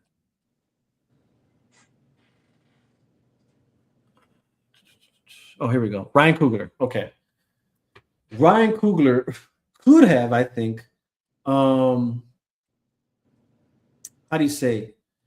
I think he could have done something in the similar fashion that they did for what's that Bruce Lee movie? Game of Death, right? Bruce Lee shot Game of Death, died in the middle of the movie. They recast somebody to play Bruce Lee. Ooh, crazy idea. But it was done.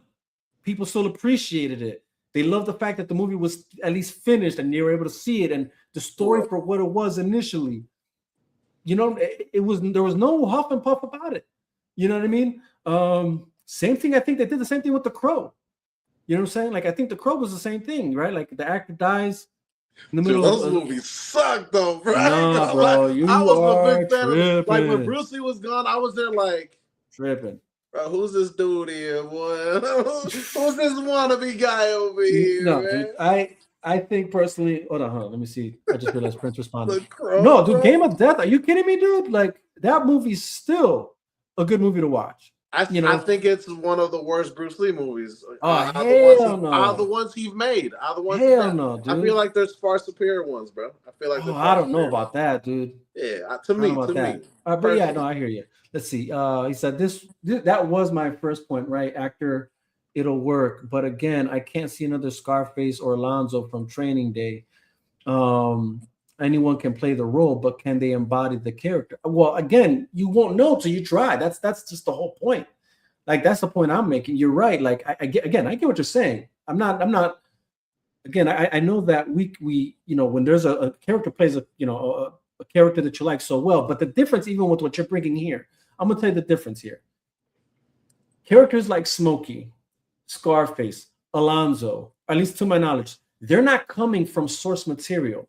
There isn't a fan base around these characters that already exist, that already like the character because they're fans of the literature prior to the movie. That's what differentiates the characters you're mentioning from something like Black Panther.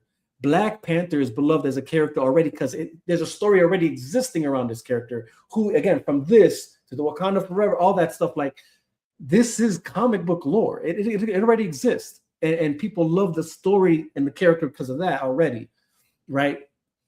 That's what I would say is different from, again, created characters that are introduced for the first time, like a Smokey, like a Scarface, Alonzo, But yes, obviously, once you have a face to the character, I get it. The association is there. I'm not arguing that. But again, what sets these apart is the fact that, but again, Black Panther exists as a character on its own. It never needed a face. It is its own face. That's what I'm trying to say. You put that mask on, you know what I mean? And to my knowledge, if I'm correct, that's actually what they did in the movie. So the irony, like we're just gonna have him like somehow die with his mask on. You know what I mean? Like it just proves the point. Like, yeah, it's because Black Panther. It's not the movie's not called Chadwick Boseman Wakanda Forever. It's called Black Panther Wakanda Forever. He didn't die with his mask on though. When they play the character in the movie, right? He has the mask. He's Black Panther. No, like, he's talking about the part 2. Yeah, right. He wasn't in it. Somebody told me that in the beginning of the movie. Oh, so that's even worse then. No, it's not. It's kind of worse because how do you explain he dies? That's what I'm talking about. I told you that I feel like they did a good job for the circumstances. I'm gonna watch it. He was never Black Panther in the movie. Like in the beginning, he was dead. You know what I'm saying? That's my point. That actually kind of is even more frustrating to know, because it's like the movie is that's my whole point. You made it about Chadwick, and again, as if like It's not about Chadwick though. The movie's about Wakanda. The movie's about Wakanda. So you know what I mean? even hold on, but the fact you do make it about Chadwick if you're again, if this character somehow died without actually dying, Uh-huh. and it's all because Chadwick died. Like I'm gonna have to watch the movie to properly give you my point that I'm making. That's what I'm getting at. You got to check I can give it you out, scene bro. for scene why it isn't whatever you thought it was. Yeah. I'm gonna break down to you why it isn't, and I'll do that for you. And if I'm wrong though, I'll be like, hey, you were right. Yeah. It rolled smoothly. I feel like it rolled as smooth as it can for the time. Now, looking back 2 years from like today, hindsight, you could always change things up and make things better. You know what I'm saying? Mm-hmm. But like I said, for the time, the circumstance, and the amount of time they had to switch and adjust, you know what I'm saying? Like, you gotta remember, they made they spent a bunch of money for that movie, and this big death happened in real life, and they had to do some U-turns, you know what I'm saying? Like in a small period of time, because at the end of the day, Disney is like, hey, the due date's the due date. You know what I'm saying? No, the look, again, but so that goes. Say, like, under but they circumstances, see. Hold on. But that's my point. I think though, is that if that was really the concern, then you could do what happened in Game of Death. If that was really the concern, because that would have definitely just kept you on track. Yeah. But you reshot the movie. Yeah. So, and if I'm correct, it got postponed. So like, yeah, a little postponed, but you know I think I think way, they did good for the time and the circumstances. I'll give it a watch. I think you should at least check it out and let me know. And I'm gonna see what Prince says here, and then we'll move on. He says, "I get that comic book characters are in existence beforehand, but respectfully, that's in a book. You're bringing the character to life from comic to live action, so the emotion, character, relation." Has to be on. And again, I'm not arguing with you there. You're right, Prince. It has to be on point. No doubt about it. And for those reasons too. I'm not saying you're wrong. Again, I'm not saying you're wrong. What I'm saying is if actually this is what I'm trying to say. Yeah. If this what I'm trying to say is I believe people fell in love with the character that was brought to life, that you should just keep it going. Yeah, you ain't wrong about that. You ain't wrong. That's what I'm trying to say. That it was, and that's what Chadwick did, and props to him. But it was never about him.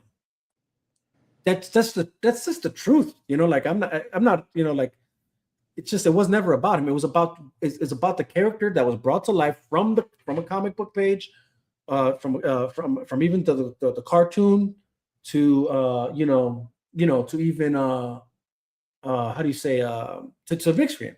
So you're right. Like these are things that did happen.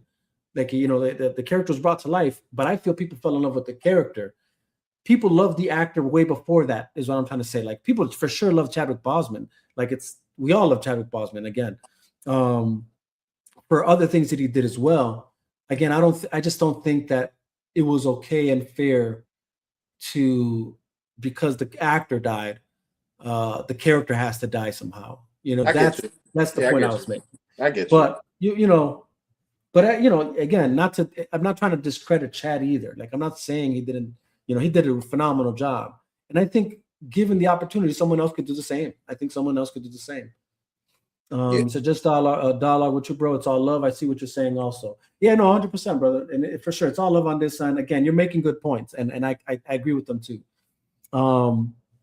That being said, I will say to the point that you brought up to even like why they're like with the Chadwick, with the Black Panther being casted, then bring back the old characters, right? I feel like I said before that's the only move they had, right? Like, whatever they were doing before wasn't working, right? And so here we are now, and they had to bring all the old actors back. Tony Stark, Captain America, Black Panther, apparently, the X-Men, right? I just think Disney fumbled after Endgame. They fumbled the bag hard. with the TV shows and all that. Yeah, they fumbled hard, but it's good to see that they're trying to course correct. I will say this: I am upset though that we didn't get to see the full fruition of whatever the Kang the Conqueror storyline was. Yeah, I thought that was because cool. I thought what's his name?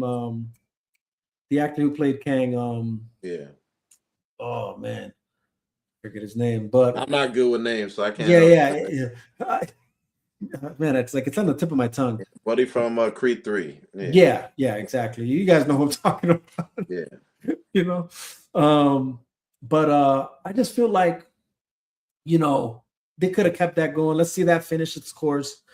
And if you still wanted to do this, I would have been fine. I just feel like things they try and they pivot so abruptly that I'm like, man, like I hope that this makes sense. But I know there's gonna be plot holes. Yeah. Just like there was in Endgame, and just like there was in everything else that followed. Yeah.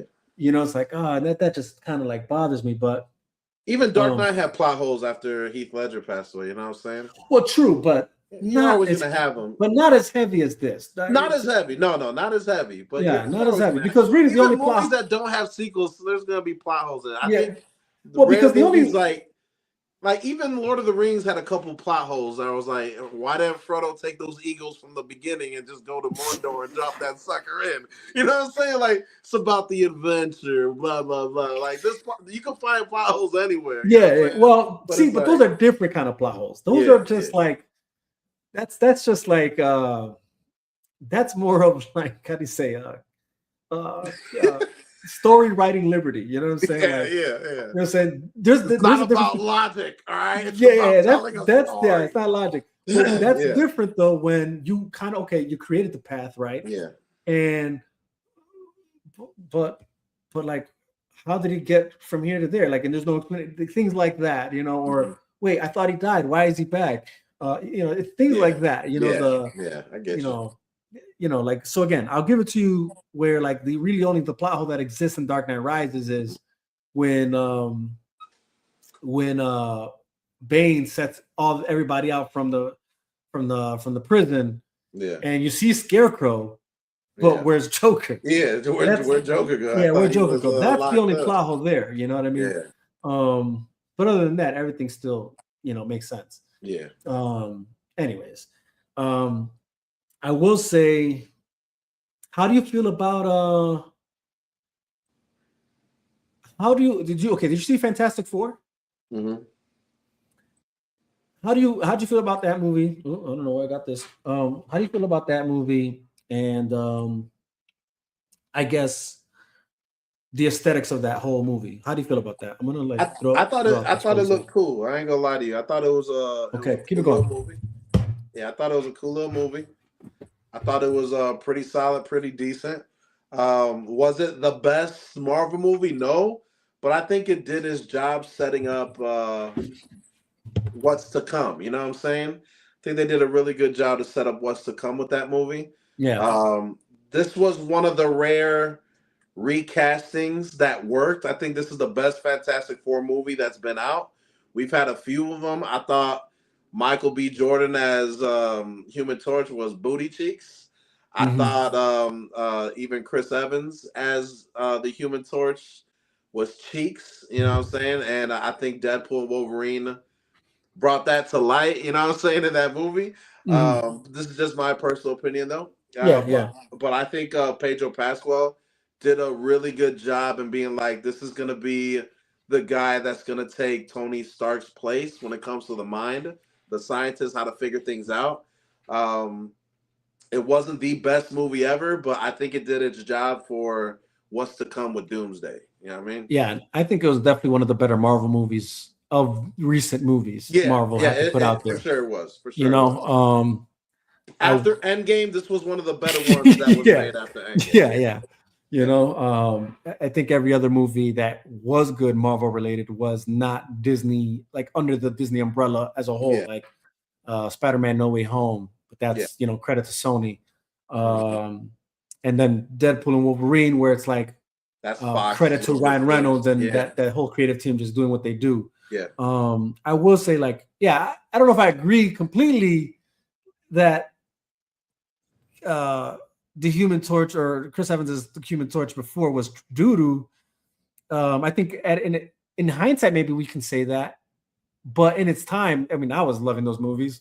You know what I I'm saying? didn't like him at this time. I was Man, one of those dudes, I was did. like, bro, And I this think movie ain't I felt like, bro. Like oh I man, was I don't so know. pissed how they treated Dr. Jessica Doom, bro. Elba as I was so pissed how they treated Dr. Doom in those movies. I'm like, why they make him I so don't know. weak, I'll dog? agree with you on that. I'll agree with you on that. And it was just a bad taste in my mouth. Like everything else, I just saw like Jessica Alba. I was just like, man, this ain't it, dog. Like, I don't know, man. She was hot as I didn't like her acting, bro. She's gorgeous, but it's like, yeah. I don't know. I thought it was good.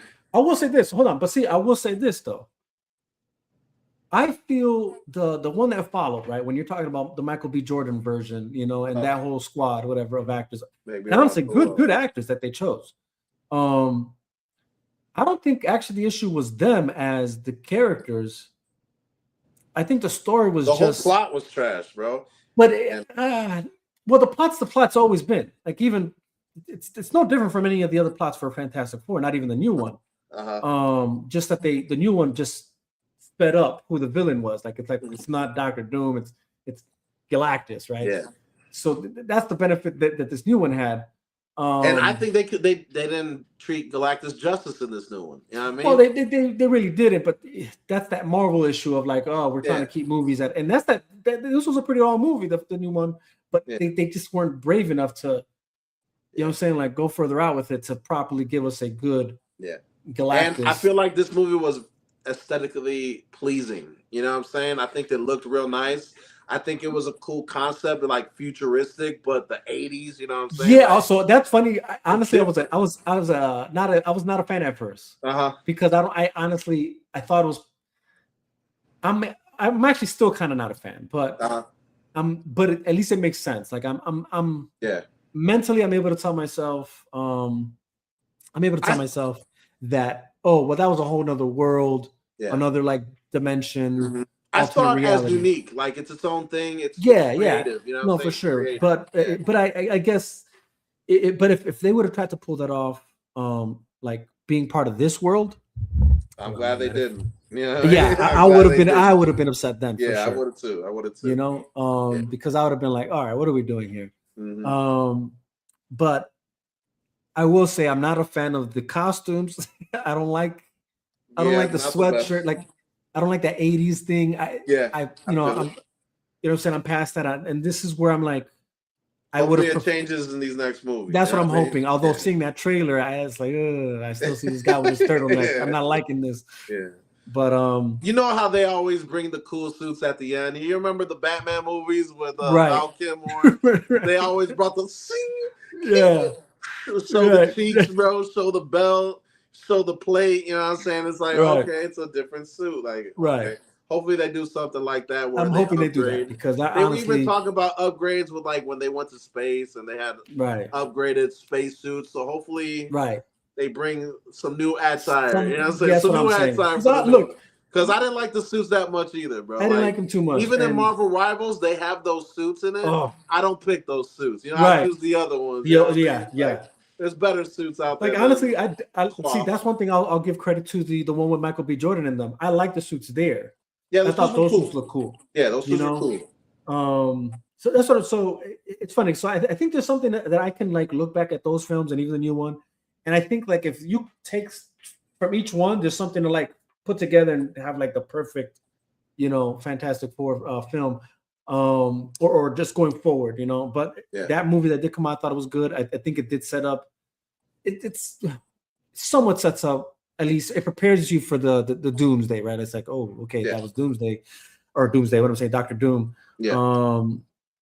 And I'm definitely interested in finding out how is it Tony Stark, if it's even Tony Stark. That I'll say, like, I'm interested, and I hope they don't fumble that, because it's like one, man, like, it's bothering me that I can't think of the actual name of Doctor Doom. Victor Van What's his Yes. name? Victor Van Du. Yeah, I think that's it. I think that's right. That character is a good character in itself, and who he is as a villain. Yeah. So the fact that you thought you needed to change that so that you can justify bringing back Tony Stark. or Robert Downey Jr. Robert Downey. Yeah. You know what I'm saying? Well, there's a comic book on that, but like when that happens, they're in college, so they're gonna. Here's what I got to say about that's what all I'm saying. that. I hope they do it justice. I trust the Russo brothers. You know what I'm saying? More than I would trust anybody else. Right. And all the new directors that's come after Endgame. Right. I'll put my trust more in the Russos than anyone who's come to the That's plate. right. Can they butcher it? Yes. But if we can trust somebody, some directors, it's those are the the Russo two. brothers. You know what I'm saying? It's just again, they already have chemistry with all these actors. 100%. No, 100%. They'll figure. I feel like they'll figure it out. Will there be plot holes? My concern is the plot holes because again, there were many plot holes in the end of Endgame that I'm like, hold on, you know. But if there's anybody who did right with the Marvel franchise while they were there, was the Russo brothers. Yeah. If there's anybody to trust, 100% it's them, or at the very least, Jon Favreau. You know, for sure. For sure. But so that being said, I will say that I do like the fact that we got that Cyclops trailer. You see him in that old Cyclops gear, but it's the actor we know who plays Cyclops. I love that. Yeah. But because still, again, plot hole because he died. And so that's what I'm saying. These are the things I'm like. I hope all of this is it's made it. And again, I know I haven't seen Loki, and I'm sure that there's something in that show that explains that because remember there's the whole time travel thing there and the alternate timelines, whatever. And they kind of also did that in Deadpool X-Men Days, Future Days of Past, Days of Future Past. I feel like they need to connect that with the Loki stuff too, for it to fully make sense. And I think they're gonna do that because they've been teasing that too. Yeah. As long as not what we got in Doctor Strange with I was like, what are you doing, bro? Yeah. Like he was just like, I'm gonna use my power. I was like, bro, he ain't never done that once. How about this though? How about this? This is another thing we're not thinking about. And the Mr. Terrific that they had in Doctor Strange. Yeah. I thought that was a great casting for him, man. What the hell was that about? It feels random now.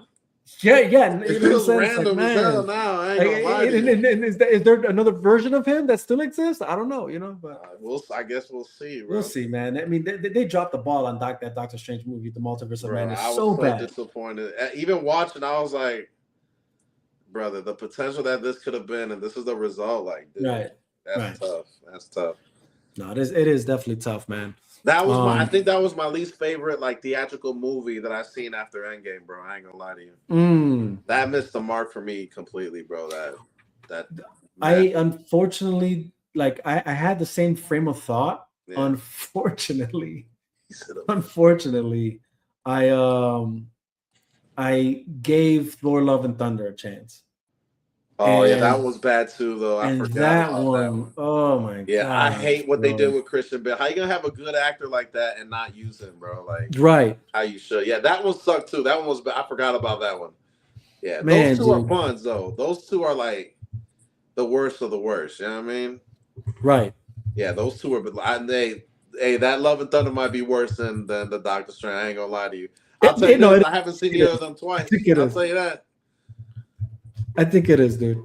Yeah, they're both pretty bad, bro. I ain't gonna. Yeah, you're right. But they're both pretty bad in my books. Like forgettable. I'm gonna pretend it never happened. Straight up. I'm pretending. Well, unfortunately, we can't, dude, because it looks like that's gonna be a heavy part of the story plot for Thor in this Doomsday movie, dude.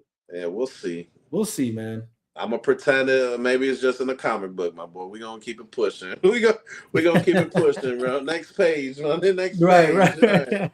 Because that junk wasn't it, dog. I ain't gonna lie to you. They should have just left that Ragnarok for all that. Straight up. Dude, I swear, bro. Ragnarok was so good. But that being said, obviously we see what Marvel doing on their end. Now on DC's end, I think there's much to be discussed, but obviously, I guess you could say we're still looking at this DC or no Warner Brothers deal with Netflix. That's supposed to be set in stone. But dude, I literally just saw another thing again about Paramount trying to do something else to like stop that. They're trying to sue. Yeah. So Not gonna work. you don't think it's gonna hold? No.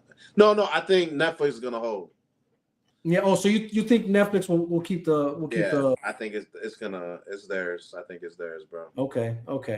Paramount's trying to do everything they can. arguments They're are? desperate for it. Yeah. But I think Netflix got it in the bag, bro. I think they're gonna take it, bro.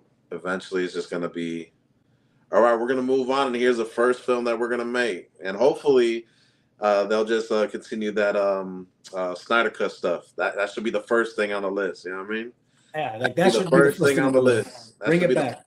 Netflix already worked with Snyder. You know what I'm saying? Like they Right. already worked with him with New Moon, not New Moon, Rebel Moon. Rebel Moon, yeah, Rebel Moon. So I think they just need to pick up what they left off with the Snyder Cut, bro, and start there. I think it'll be smart of them to start there. Yeah. And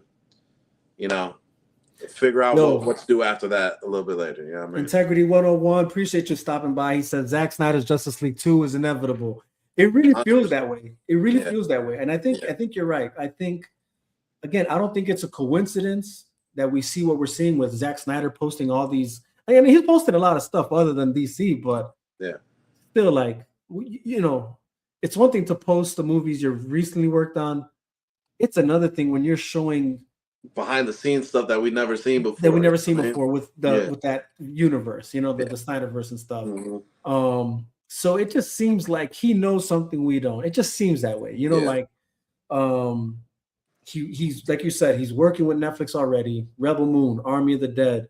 What's that? Army of the Dead was so good, bro. Yeah. Oh, really good. Yeah. What's that? I still haven't seen Rebel Moon though. I've started it. I never finished it, bro. Oh, did you see the director's cuts or the original one? I only saw half of the original one. I only saw like 30 minutes of the first one. I still haven't seen everything fully. Yeah, you want to see the director's version though, because man, it is so much better. I mean, and not to say that the ones that aren't good. Yeah. It's like if you're watching them with your kids, I would for sure say watch the original. Or watch the first ones that came out, because it's definitely PG-13 and more, less graphic-y, whatever. But if you watch that director's cut, man, it's really good. Okay. Let's see. Hold on. He said a lot more. Let's see. Integrity says, been telling everyone every week for over 6 years now. It was always studio BS that the films flopped and no one wanted a sequel. 100%. No. Yeah. That was the issue. It was never about the Snyderverse not doing well. It's or DC for that matter. It's just that the studios with their bullshit, I'll say it. Fox flopped, bro. They flopped. They dropped the ball. Straight up. Money got in the way. Money got in the way. Exactly. He says Zack Snyder's Justice League 2 is the most obvious sequel of all time to Greenlight. Just keep spreading the word. We got this. 100%. And honestly, for those who, the only way to like let Netflix know that that's what we want, whoever ends up with this, right? Because like we're saying Netflix might keep it, but for all we know, Paramount, what they do might work. And if they get it, same thing though. All I'm saying is whatever it is, Paramount or Netflix, let them know that that's what we want. Make sure you're constantly sharing that stuff. That Zack Snyder's putting out there, hashtagging it. Letting them know, restore the Snyderverse. Whatever hashtag you use. To just let them know this is what we want. Boricua para siempre. Para siempre, para siempre. Yeah, man. But yeah, and like we said last time, if there's anything that can compete with what Marvel's about to do, it's the Snyderverse stuff. Yeah, that's the only thing that's going to be able to compete with it. This new Superman that just came out, that ain't it. That ain't it. The Supergirl movie coming along the way. I'm sorry, that ain't it either. That ain't it either. Clayface series, is it, my boy. That ain't it. He's not it. That's the crazy part. And somehow he ended up.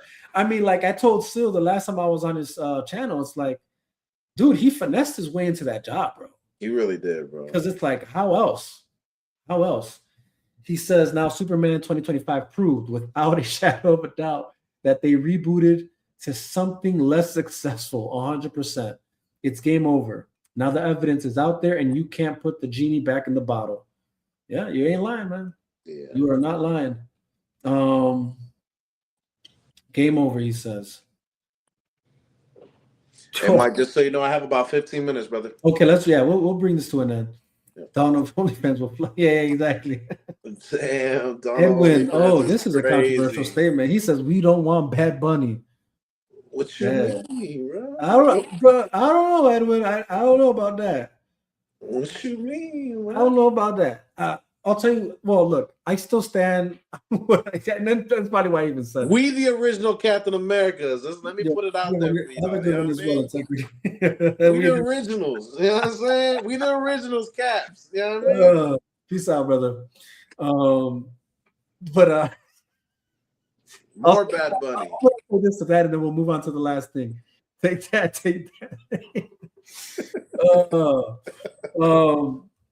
What I will say is what I hope doesn't happen, but it's hard to even like see this, man. And this is actually a good segue to the last topic for us to finish off. But what I hope doesn't happen is that he does some sort of like political statement. He gonna do it. It's like, bro, nobody wants to really see that. He gonna make Superman gay. Watch. That's my what I hope he doesn't do. I hope you come out there. I hope you put out a good show that you are as good as any other artist that's performed at the Super Bowl, and even better if you can, and just put on a good show. Creative and all that, cool. But I just hope you do not get political with it, brother, because that would really be Because you know what? I'll tell you why. Apart from just, I don't think nobody really is interested in that, because then at that point you're gonna close the door, which would only prove how selfish you are, really. Because all it would do is close the door for the next reggaeton artist, or 100%. You know what I'm saying? Because it looks like these cats only want to get political and bash, whatever. You can have fun with it, but keep the politics out of it, bro. That's what I'm saying. Super Bowl. It's about music, so keep it like. Let's talk about the heritage of Puerto Rico, where you come from. Like, keep it smart. Yeah, like don't be dumb. Represent the culture. 100%. Yeah, represent the culture. But don't get political with it. Please don't. I hope he doesn't. Which is good. It's kind of hard to even say because there's like that very song that he has that is already that, and I'm sure he's gonna do it. The whole like, I hope Puerto Rico doesn't end up like Hawaii. And it's like, oh, come on, dude. What are we doing here? Yeah. Keep that out of the NFL Super Bowl, bro. Just you can use your platform like that for something else. You know what I mean? Yeah, like you proved your point.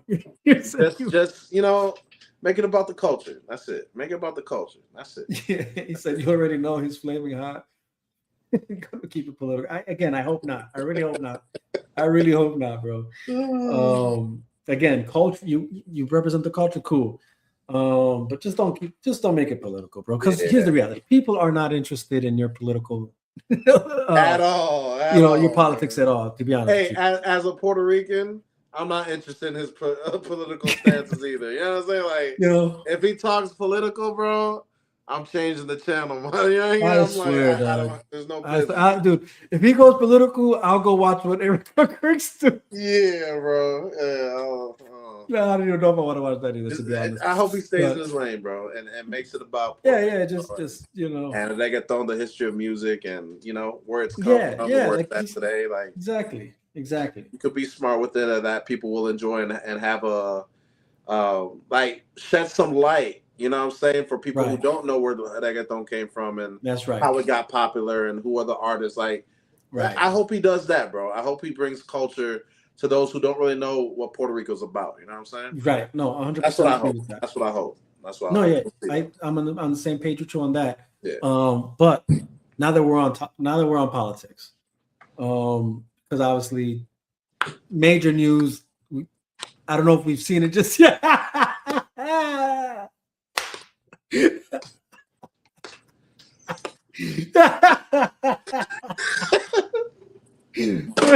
with the red beam. Allah Akbar. No.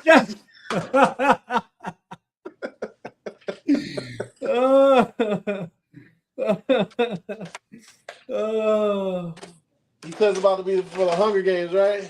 yeah. I'm ready for it, baby. I'm ready. I got all my kids' weapons.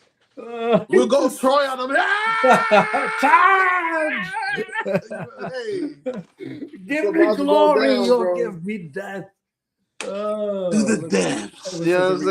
reality, everybody tries to make a political statement. Last person that did it make a political statement was Dr. Dre and the gang. Yeah, exactly. Just put on a good show. That's all I'm saying. Just put on a good show. That's it. But yeah, you know, back to them guns and shit. We got guns and stuff. yeah, Yeah. exactly. Even my kids are preparing. Getting them ready. Get used to holding that thing, boy. So Iran acting like they want the smoke, bro. Yeah, bro. I'm hearing the last thing I checked was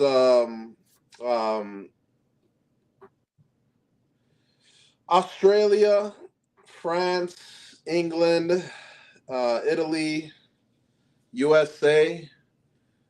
They all told their people to evacuate Iran.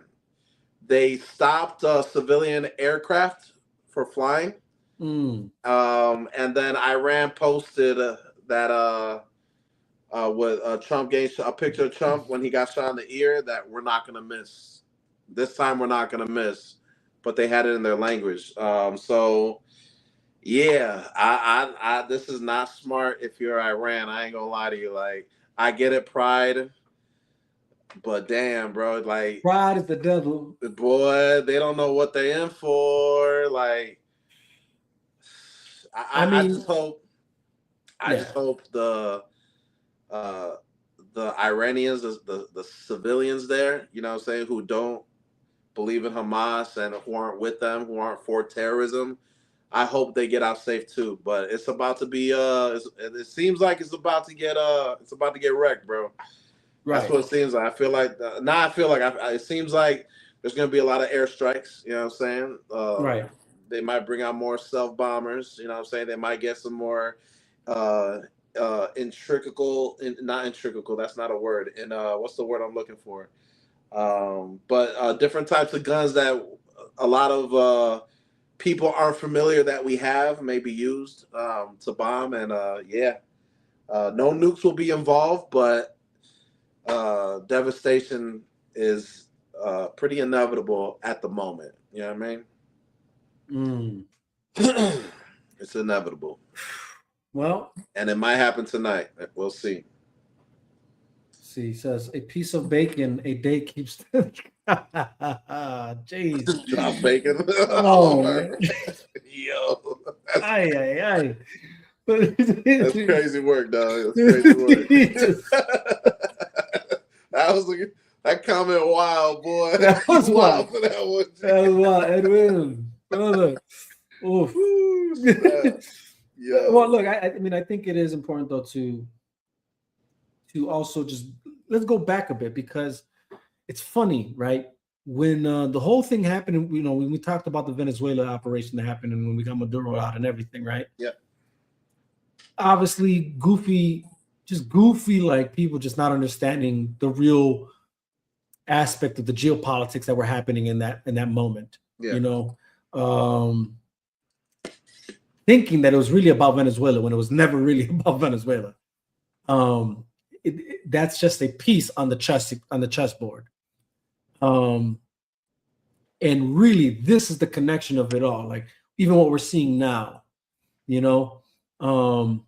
Hey, if you guys aren't familiar, real quick, Jack Ryan season 2 breaks down the stuff that's going on with Venezuela so much. And this was like, I think it came out like 4 years ago or something like that. Right. That's but right. I don't know if you've seen it, but it's literally all about Venezuela, bro. And they break it down so well, and it's so realistic, where like everything that they talked about, a lot of things that's happened on that show, is happening now. You know what I'm saying? And so if you guys are not familiar or you think you know, honestly, check out Jack Ryan season 2 because the accuracy on that show is very surprising, bro. Very surprising, especially like now. No, Very 100%. surprising. The knowledge on that show. Now, the stuff that happens, obviously, it's a TV show, but some of the briefings, some of the detailed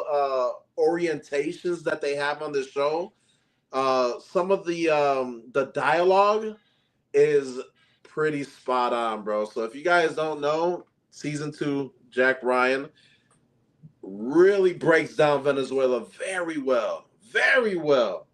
Right. Very No, well. yeah. But go on, continue. No, you're right. I mean, but that's a good point to be made. It's that these things are connected. You know, these things are connected. And I said, as we said last time, there was other power players at play here. Yeah. To why that mattered, which was funny to even just see again goofy comments. I was supposed to actually forgot to like put it on the thing I was going to share. I was going to actually share a segment I wanted to do was kind of just share the silly comments that I see throughout, you know, kind of just, you know, clown them. But forgot to do that. So, but there's one for sure that was just funny to me that I can remember where it was all like, you know, Trump bullying Venezuela. Why doesn't he do that with an actual nuclear power? Yeah. And I'm like, what? Yeah. Like, first off, you live in America, right? So it's like, why would you even want somebody who can nuke you to come, you know, to be your enemy or to be the ones, whatever, right? Like, who are the foreign agents now? You know what I'm saying? Yeah. You know what I'm saying, Mike? Right, exactly. And that too, right. And but secondly, actually, the move with Venezuela was actually poking nuclear powers. Yeah. You know what I'm saying? And that's the point here, right? Because that's why there was that, let's see if we can get away with an oil tanker leaving with Russian flags on it. And Russia thought they were going to actually send one of the submarines to try and escort it. None of that stopped anything. Yeah. Because, you know, we do? have, right, exactly. What that do? What do, though? You better turn around before you get into real serious trouble, dog. Right. That's exactly what happened. You know what I mean? Right. Go back that way where you came from, dog. Skedaddle back to the Baltic Sea or wherever you came from. We're not the Ukraine, my boy. I promise you. Right, you know what I'm saying? Definitely. Go deal with what you got to deal with over there. You don't want the smoke. Go ahead and turn about face. Right. And let us handle what we need to handle. Venezuela also agreed and signed. You go back and do your thing over there. You're not Paramount, my boy. Go ahead. We're Netflix. You know what I'm saying? It's already a done deal. It's already done deal. Done deal it. Done deal it. You can say whatever you want. It's a done deal. You can try. About face and keep it pushing. Right, keep it moving, dog. Deal with what you gotta deal with over there, Pooh. Yeah, exactly. So, you know, that's the thing. Obviously, like we explained last time, China being what this meant about China's dealings and stuff. Yeah. That's why it's not a coincidence that even in that press conference that they just recently had with all those investors and oil companies that are about to like make moves down there, why Trump also said, hey, they can do business with us. Yep. They really want it that bad. They can do business with us, but they have to do business with us. Yeah. You're not going to come on our side of the hemisphere thinking you're going to just finagle your way, which is, again, the thing is that's kind of already been happening. You know what I'm saying? Like in other avenues and other ways where China kind of has been finagling their way economically in our side of the hemisphere. Yeah, actually, and even within our own country for that matter. Even near our borders across the Eastern Hemisphere, you know, and the Western Hemisphere, and exactly. Like the submarines that we found there, you know, so like there's a lot of stuff that people don't want to talk about. They don't want to talk about being unrealistic about. We're not starting nothing, right? You know what I'm saying? But we have that mindset: don't start nothing, won't be nothing, and we're gonna call you out on it. And you may think we're gonna be the bad guys because we called you out on it, but honestly, we're just letting it be known. That's all we're doing. We're just letting it be known. Right. We Exactly. call your bluff. You know what I'm saying? That's what they did. We call your bluff. And what? What are you gonna do about it? Yeah. Exactly. No, for sure. For sure. You're gonna listen and you're gonna leave. That's what's gonna happen. You know what I mean? You're gonna listen. You're gonna be like, my bad, and we're gonna keep pushing. Right. And like I said last time, this is all about economic power. Yep. And the thing again, and I'll stress this again, and I don't know. Matter of fact, and to bring up that comment that which was so stupid on TikTok, that guy that called us foreign agents. What sense does it make as foreign agents to tell something to Americans that would benefit them? What sense does that make? You know, like it's just goofy. I think we know who the real foreign agent is. You know what I mean? Yeah, exactly.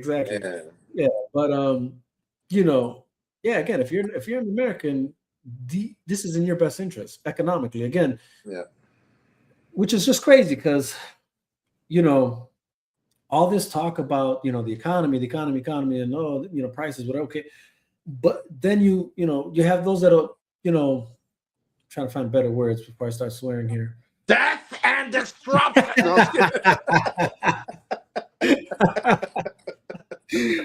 Which you have those that are complain, you know, that'll complain about like what's happening, not realizing like, dude, these are all steps, moves being made so that your dollar, that you know that you use, that you know becomes stronger. Yeah. You know, the deals even of the oil company and all that, the energy, you know, that will also help bring gas prices down.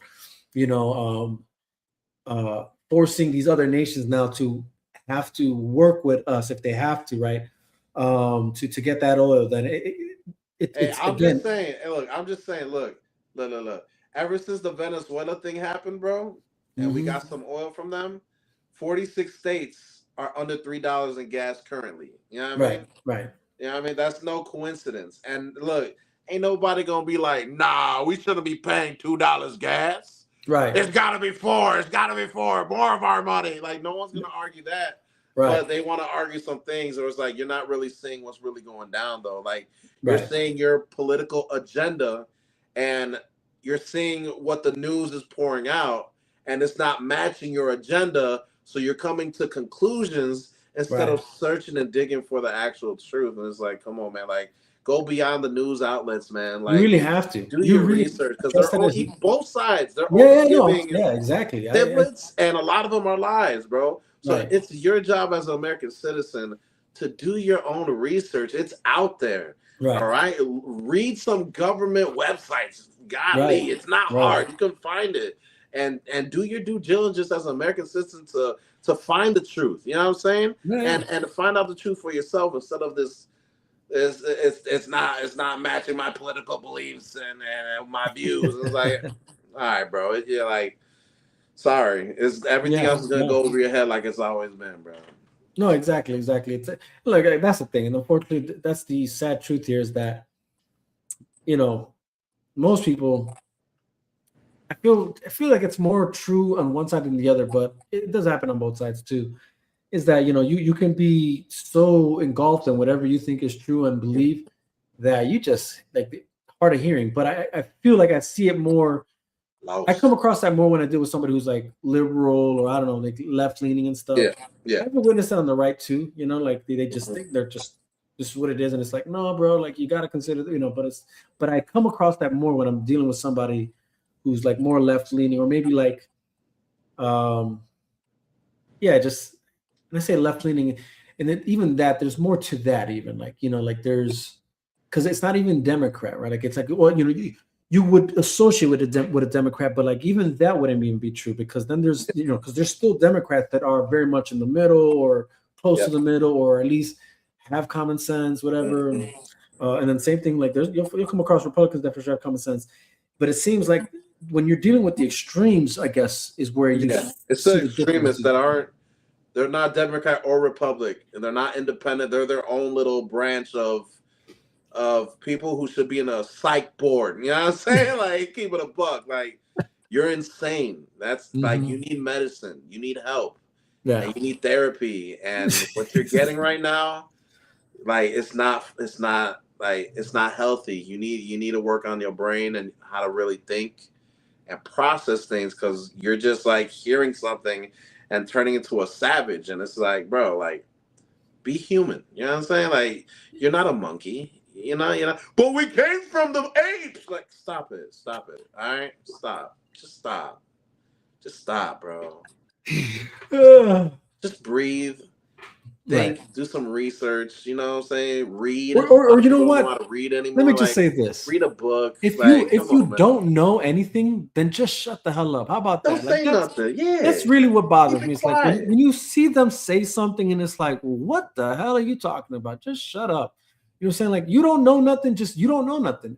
Like, that's probably the most annoying thing is when you see people that act like they know something because they're just, again, like you said, they saw whatever they saw on the headline or, you know, from whatever news source that they like to go to that placates to their identity or to what they think and what they believe. And then that's what they're gun-ho about. And it's like, hold on, man, like, shut up. You don't even know what you're saying. You don't even know why you're mad. Yeah. Like, you don't even know the foundations of your anger. Come on. Yeah, man. exactly. And, Breathe a little bit. Come so on, man. that being said, clearly there are those of you that don't know anything about geopolitics, meaning at all. Meaning like, yeah, there's the United States, but guess what? There's other countries outside of the United States, right? And there's a whole globe of world powers, political systems, and we're all technically in it for ourselves. You know what I mean? Like, technically, right? You're talking to people who haven't read a book since high school, and they didn't even read the books in high school. They read the Cliff Notes to pass. You know, like, what I mean? I know there's this idea, this fantasy that somehow we could all just get along or something, you know, some sort of like, and here's the thing, like, no, that's not true. That's just not true. Like, think about this. If even within our own country, there's tribalism, how much worse do you think that is when you go out? Like, and then now I say country, I'll do you one better. On a city level, there's tribalism within the city. On a block, you get what I'm saying? Like, and you think it doesn't get worse the more it expands, the bigger the bigger it is, the bigger the problem. If we can't in their own households, I was just about to say that. Even in your own house, dog. your own family, there could be tribalism. Come on. And that's hard to navigate. Talk to How much harder do you think that is on a global level? Talk to them. This isn't like this, you know, this whole like, oh, it's this easy or whatever. They should do, like, it's not that simple. None of this is. You know, if it's not simple on a very micro level, believe me, it gets harder on the macro level. Geopolitics is a thing that for sure it's not as simple as you think it is, and the best you can hope for is that whatever does happen, hopefully can bring about peace or in prosperity, and particularly for yourself and those that you care about, and then hopefully others can benefit too, and we all can grow and then whatever. But like the reality is, you know, the whole world is not we're not all on the same page, you know. So that's why, guess what? That's why there are alliances. And even those alliances, there's differences in them, you know, but at least there's common ground and things of that nature. But all that to say, if you don't understand geopolitics, shut the hell up. Just don't even talk about it. If my man's ready. Look, bro, when you be talking that craziness, this is what I see. I ain't gonna lie to you. Like, I be looking at y'all like, what is you doing? You know what I'm saying? Like, no, it's just not good for America. You're evil. You're like, relax, buddy. This is what I look at. It's like, dude, look at yourself in the mirror for a second. Look how goofy you look right now. Right. Hey, low key, this had good. Hey, low key though. Hey, low key, no, like, come on, man. Like, don't be dumb. Like, come on, like, use your tools that you have the right way. Don't try to make things up. Like, oh, bow and arrows are for hats, and I believe that, and they shouldn't be used as anything else but hat attire, because that's just how I like to see it. It's like, come on, man, like. And here's the thing too. Look, as believers though too, this is what we also have to understand is that whatever happens on that level, that's God. Yeah, you know what I'm saying? Like, that's just like a fact. You know what I'm saying? Like, whatever you see happening in the world, like, that's what that is. You know what I'm saying? Like, That's just what it is. But okay, global level. Okay, Hey, I gotta dip out, Mike. okay. Can I end it on this? Can we end it Yeah, on one yeah, one yeah. more thing, and let's just get your thoughts, and this is what we'll end it on. All right. But just to bring it on the micro level, home, what's happening here, just to get your, I guess, sense of things and like last statements on this, and this is what we'll end it on. Obviously, we have the situation now also brewing in Minnesota. Yep. You know, from the whole, I guess, the ICE agent, and the shooting that happened, and Yeah. And then and then technically even I guess the recent fraudulent schemes with the I guess officials over there, political officials, or like whatever is going on, like not whatever. I'm saying that because the words are eluding me right now, but I guess because now I'm trying to rush. But to get to it, what are your thoughts on that? And like obviously you see the internet, you see social media. There's a lot going on, and everybody's going crazy. Honestly, bro, morally, they should not have shot her. Like, shoot the tires. You know what I'm saying? Morally, but when it comes to the law, they didn't do anything wrong because it looked like she tried to run him over. I saw multiple angles, and she had no concern over that officer In front of the car. But honestly, like, I don't think they handled it right, and I don't think she handled it right. And unfortunately, a life was lost. That I don't think. I think it could have been prevented. Oh, 100%. And I think both sides are at fault. You know what I mean? Like, and I think both sides need to take responsibility when it comes to a life being taken. You know what I'm saying? And also the protection of these officers as well too. I just think like all that could have been avoided, bro. All that could have been avoided, and it's unfortunate that it wasn't. So morally, I don't like that they shot her, but they had the right to, according to the law. So that's pretty much what my take on it. But I don't like it when lives are lost, when it doesn't need to be. It's sad. Like, it's instead of, and I get it, the officer has trauma from the past. He had a broken back or whatever, and injuries from a similar incident, you know what I'm saying? So maybe not have him on the streets like that yet if he has that trauma still, you know what I'm saying? So I think giving him the okay to go back to the streets, I think we need to talk to whoever gave that okay, because I feel like that was a bit of an overreaction. And if you're really thinking in moments like that, you're not trained to shoot at a human. You're trained like to stop the car. So you can shoot the tires so she doesn't get away. You can do things that doesn't risk death. You know what I'm saying? Yeah, that's just where I'm at. That's just where I'm at to answer your question. Yeah, no, I get it. I slightly agree. I think I'll agree with the tragedy of it all, right? Like I do believe it could have been avoided.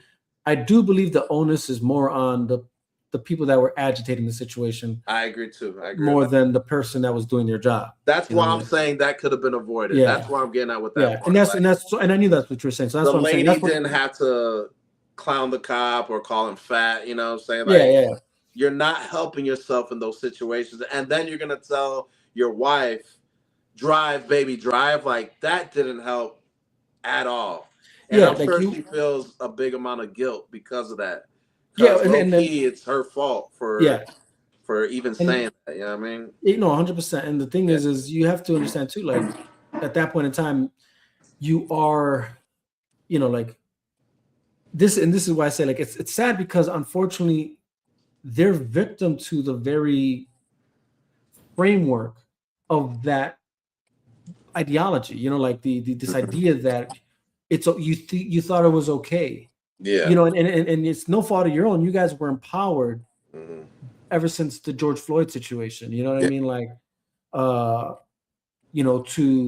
pretty much think that you're above the law. Yeah. That's just, and then not only that, but then you have a media that's constantly telling you ICE isn't police, but they are law enforcement. They are. So this idea that you think it's backwards thinking, But yeah, No one's above the law, man. Nobody. No, yeah, Including you know, our so president. No one's above the yeah, law. and he wasn't, right? They brought him to trial. They tried to do all that. You Yep. know, apparently he won his cases. You know what I'm Yep. saying? So that is what it is. But he still went to trial. He wasn't. Yep. You know what I'm saying? That is what it is. 100%.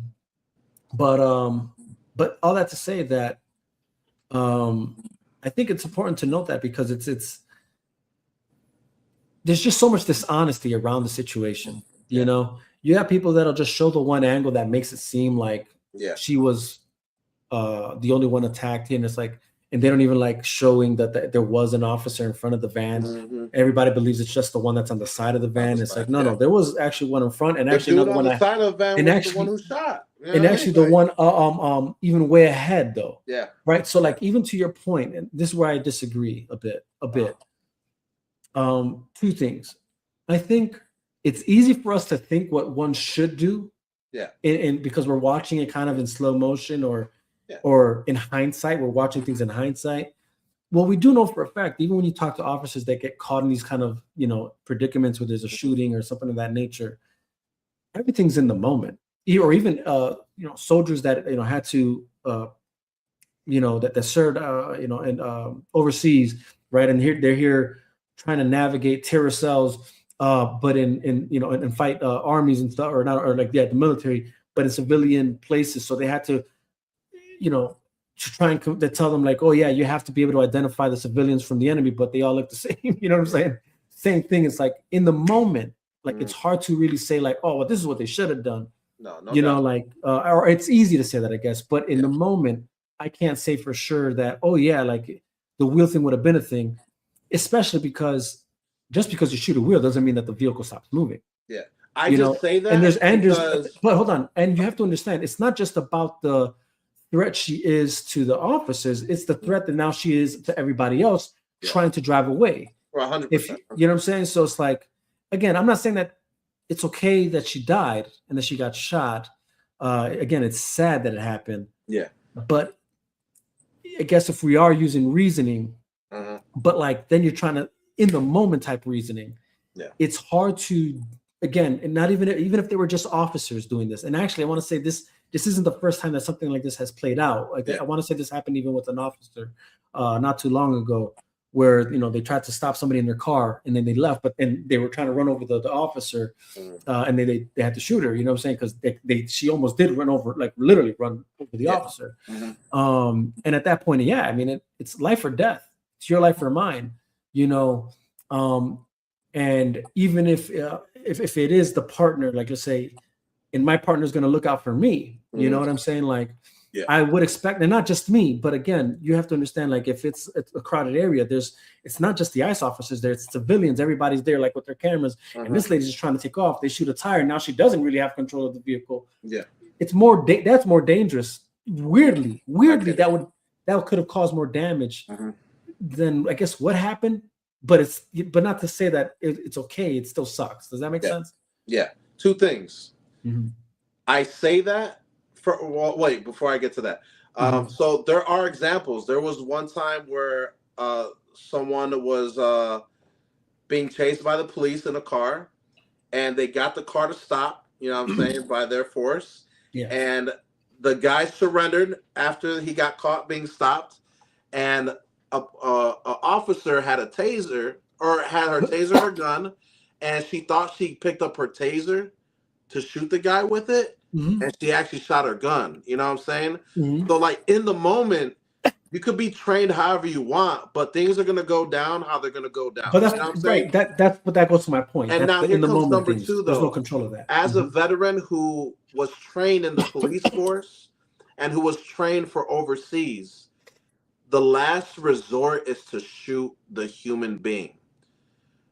We were trained that we can only have the okay to shoot if the gun is pointed at us. Not just them having a gun, but if you see the gun approaching the point at us, then we do whatever we have to do in order to save our lives and the brothers in front of them, or the brothers around us. This is military training. But that's what I say. That's military training. Basic training. Yeah. From basic training, and then tech school when I went into military police. You know what I'm saying? For what do we have to do on base, and what are the laws and regulations that we have to obey as officers of the base. You know what I'm saying? And my father, state police, my brother-in-law, state police, they go by those same rules. Like, we're not supposed to shoot unless lives are in danger. Now, her trying to run over the cop brings the life in danger, which is why I say it's an unfortunate circumstance. And that's why I say lawfully, he can't get in trouble for what he did. Morally, I feel like there's other ways you could have handled it through the training that you had. And that's why I brought up his trauma and his past issues. Yeah, Because when you that have part, those traumas, I you're agree gonna with that. think I of forgot I life made or that death point. no matter what. You know, I just feel like it's an unfortunate situation, and it could have been avoided from both sides. But it's just like it went down how it went down because you can never train for the moment. What's gonna happen is gonna happen, and Right. unfortunately, that There's just happened. And certain it's things like, that aren't don't yeah, prepare you for these things. yeah, and especially if you have previous trauma, you're gonna be, you know what I'm saying? Yeah. He sort of came back and just heard military police. Yeah, that's my brother right there, my brother in arms right there, man. I served in PPG, man. F.E. Warren, So, Wyoming, man. hell yeah. Lackland Air Force Base, all that good stuff. We had the same training, so like. But yeah, It's I will say I agree unfortunate. with you on the point that It's unfortunate if though. he had Like, like some situation like maybe you gotta take time, like, you know what I'm saying, like that has to be properly. But I don't know, who are we, like we don't know, right? Like yeah, what if he was properly vetted? You know what I'm saying? Like, yeah, you know, we don't really know. yeah. We don't know. We don't know. We got comments on Facebook. The problem is she was edged on by her wife. Her wife telling her drive. So she was on edge by her wife to I brought that up. Yeah. to run him over, which you just pointed out. The only way this could have been avoided is that if that clown was not working. Oh, that is another thing being said, right? Well, in the comment section, they said.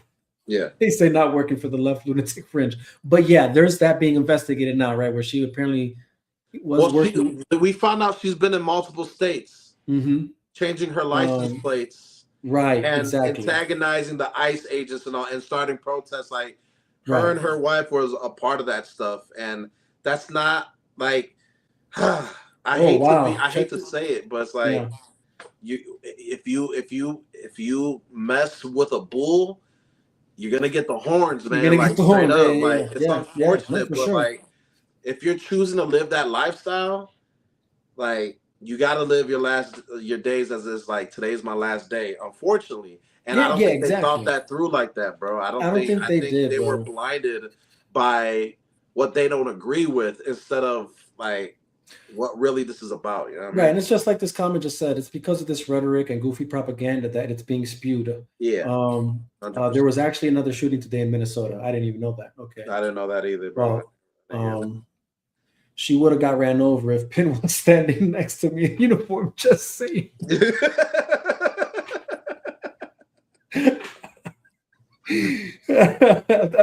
Right. She would have got ran over, bro. You know? But at least she'll live. You know what I mean? But area secure. You know what I'm saying? Area secure. You know what I mean? But yeah, no. So again, it's unfortunate. That's just a fact. But also, the other factors, as we just stated, look, 100%. You guys clearly were doing this purposefully. Yeah. Which they are now coming down on. They're coming down on these agitators that they clearly are finding out are being mobilized, and you're now you're interrupting and engaging with federal business, bro. Interrupting with federal business, and that is not going to be tolerated. And I think Trump said that clear when he pushed out the ICE to the United States. You know what I'm saying? He made it clear, like, don't mess with these guys because they have military laws by me that they have to abide by, and it's not going to be the same as your police, your state police, your sheriff's department, et cetera, et cetera, et cetera. And you just can't put a flag over a bull thinking the bull's not going to come after you. Right. And here's the thing, like, and it's sad, bro. It's sad. And just to clarify, there's a difference between protesting. You have the right to protest, right? Yeah. You can do that all you want, but to interfere with an actual, case or Even or at a traffic stop, your mom can't be like to the yeah, police, like, "What are you doing, my son over there? What do you yeah, that's a do?" It's problem. like you Yeah, gotta you've stay seen that back, happen or plenty of you're times. gonna get arrested too. You know what I'm saying? Yeah, Like, you exactly. can't interfere with investigation, man. Like, Yeah, you you can't. can. So Even if it, you're right, even if you're yeah, right, even exactly, yeah, even exactly. if you are 100% correct, you Yes, can't yes. interfere. You have to oblige by Oblige whatever and the take it to officer court. says. Unfortunately, but Yeah, that's the oblige and laws take of it to court. America. Yeah. Yeah, that's how you do this. Again, I know, and I know it might suck if you know you're right. Yeah, again, it is what it is. I get you, but for the safety of yourself and those around you and everybody, just oblige. And if you're truly right and you're innocent, you will get your day in court. You know what I'm And saying? yeah, and then think about it. Like, if you just oblige by the rules and they're wrong, Mm-hmm. you know how much money you're gonna get? Exactly. Don't throw away the bag. You know what I'm saying? Like, let them do if they do something illegal or unprecedented, keep your cool, because you're about to get the bag of your life. Generational wealth. You know what I'm saying? Like, Mm-hmm. you about to get that. So remain calm. Don't move on emotions. Right. Be smart and understand everything what's going on and remember it. Write it down. Do whatever it is you have to do. But don't just be emotional, because that's the stuff that gets people killed, man. Yeah, no, 100%, 100%. And just to even like one last point, and we'll end it on this. I know you got to go. I really got. Yeah. The reality is, you know, even if you disagree with what's happening and you feel you're right, and that something about that bothers you, that's fine. Okay, protest if you want. But again, there's ways to go about this. Do not let the propaganda that you're seeing and these truly, I guess, like the guy said, or my dad said, just to keep it a buck. Papa. Yeah, Papa. It's like when you're don't let this propaganda feed you into doing stupid stuff. Yeah. You know what I mean? Like and I'm just gonna call it as it is. And we said this not too long ago, Pin, when we like a couple months back, when we were talking about Trump sending out ICE and all that, and kind of how we just saw things kind of stirring, how the Democrats were already trying to stir that up and make that their fighting point. Yeah. And I said it then. I'm like, bro, they're gonna treat this already kind of is. And this terms BLM situation. Last time the chaos that they stirred was with the Black Lives Matter movement and using that to like fuel unrest and riots and that birthed out of protests. Yeah. Due to the emotion again, some people that were protesting then, it was from the heart, like they truly felt some type of way, emotional. It doesn't mean that they were right or wrong, but Yeah. I'll give it to you that it was from your heart, whatever, and you felt you had to say something. Cool. Yeah. But make no mistake, the chaos that came out of that was not right. And that was promulgated by the very party that was in opposition to Trump's first administration in his first term. And this time around, it's the same thing. And again, it's not that you can't disagree. That's fine. But allow yourself to be edged on to do more than what you're supposed to do, thinking that, this is what you're supposed to do, the fight or whatever, because supposedly you think you're under rule of a dictator or something. Don't allow yourself to be that stupid. You know what I mean? Like, because this ain't that. This ain't that. Yeah, perfect example. If you go through this podcast, me and Mike disagreed on the Black Panther part 2. You know what I'm saying? Right. We disagree passionately, Mm-hmm. but we're not gonna be like, "I'm gonna see you tonight, my nigga." You know what I'm saying? Like, it's like we can disagree. We can disagree, but we could also understand the other person's point of view Exactly. as well too. Exactly. Instead of just like shutting it off completely, like, nah, you're wrong, you're evil. you're a Marvel hater and you want to sue the company because they're not making good movies. You're just selfish. Like, come on, man. Like, Right. breathe. Right. Think. It's okay. Like, we disagree. We're not the same. You know what I'm saying? Like, we all both have our own different brains, different blood, different DNA. Mm-hmm. You're not gonna find people that are exactly the same as you. So Facts. don't be don't make it emotional and personal, because that's the things that's gonna get people hurt, man. Straight up. Right. Because No, look, 100%. you do that, you're gonna find out you mess with the wrong one. Like, straight up. Right. You don't know. Some of these cops could be having a horrible day. All it takes is one little mistake, bro, and they find it within the laws that they can do whatever they do. They're gonna do what it do. You know what I mean? No, exactly. Exactly. They're You gonna know? do what it do, my boy. Straight up. And look, that being said, if you disagree with anything we said here today, like I always say, put it in the comment sections. You know what I'm saying? Let us know. I don't care. You know what I'm saying? Or, you know, I don't care even if it's that you disagree with me, is what I'm trying to say. I'm all for having dialogue with people that I disagree with, as well as those that I do agree with. Again, if you agree with us, let us know why. Yeah. You know? But yeah, just, you know, again, there's no need. Federal officers, when they are out on duty, they're immune from prosecution. Right. There you go. And So, real quick, just to let the people who don't know, let me show you something real quick, all right? all right. Let me show you something. Something fell in here, but that's okay. You get the idea. Look, foreigners don't have this. This is my badge of security forces. These are the coins I earned in the military. This is my airman coin down here that I earned passing boot camp.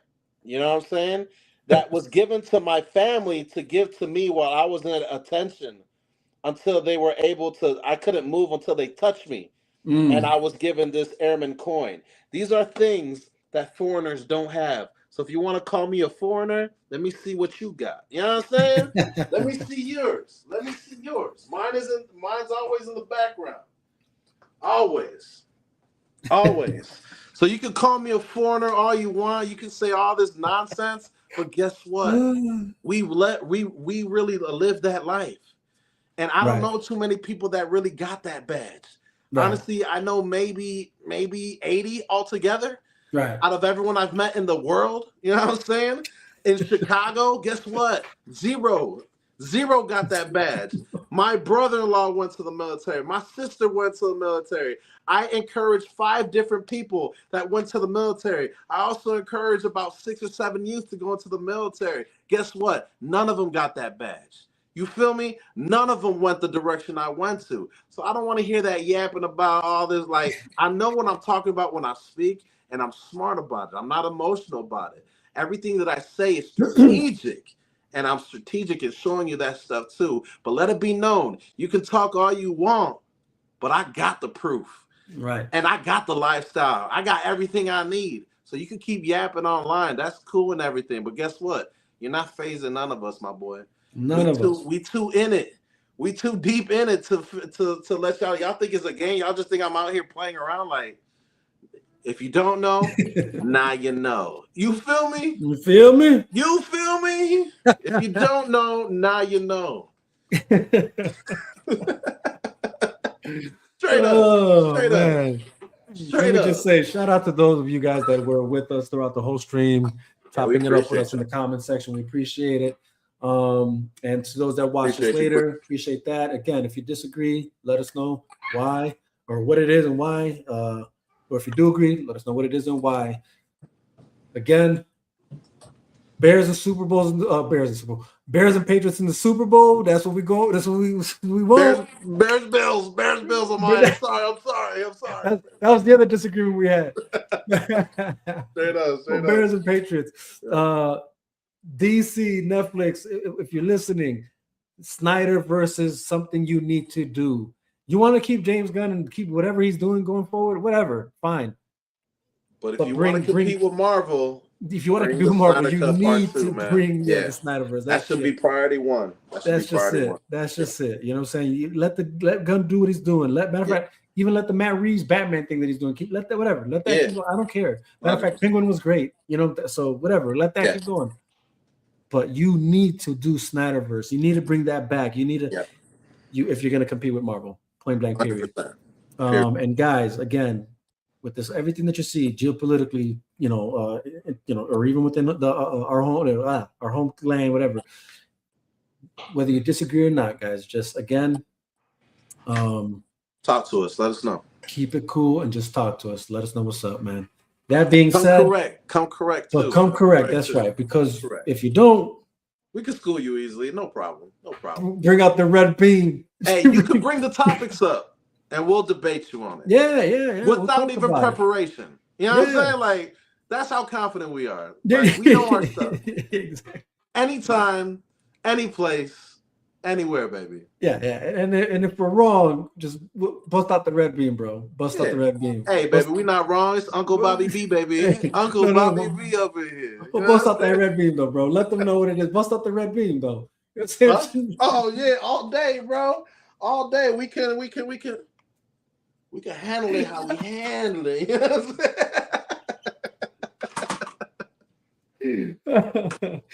Oh man, I'm very intrigued though about what's going on with Iran, bro. So I'm definitely gonna keep posted up with that, see what follows up with that. But anyways, that being said, Prince, see you, man. Have a good night, bro. Respect. Pin, you already know what it is. This is the Chop Shop. Il Divino Vega. Pin, we're out.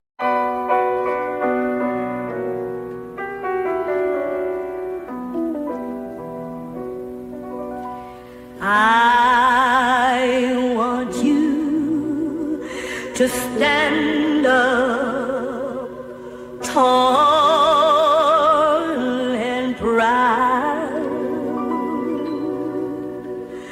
I want you to speak up clear and loud.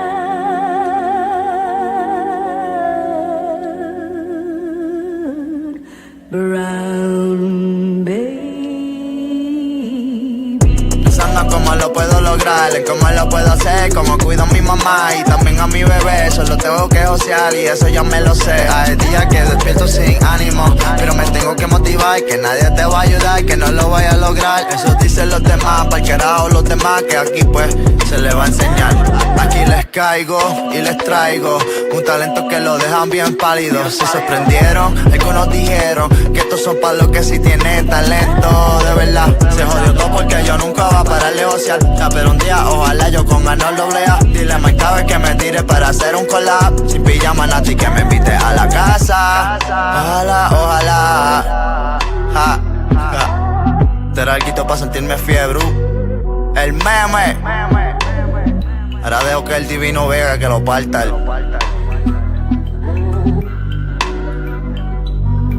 Vega. From the past to the present to the future, been fucking the game up, different angles, Kama Sutra. From handguns to machine guns, flamethrowers to bazookas, goes down in these streets to inside your computer. Your streets made of tears, Reese's fans like Medusa. Y'all cry in the comment section, shout out Brett Cooper. We're champions, you're cheaters, we're winners, you're losers. When I take off, I'm gone, if you don't keep up, I'll lose ya. I've been contemplating and changing my name to Il Divino. What is that? Italiano, Latino, Boston born, Chicago raised. My roots are in Puerto Rico, y la Boricua, and I'm the last cacique de lo taíno. I'm descended from Rex Regal. Say it's my ego, see how fast you get introduced to my desert eagle. See, nice as Galito, but I know my rights, I'm keeping it legal. Once you level up, gotta watch how they treat you.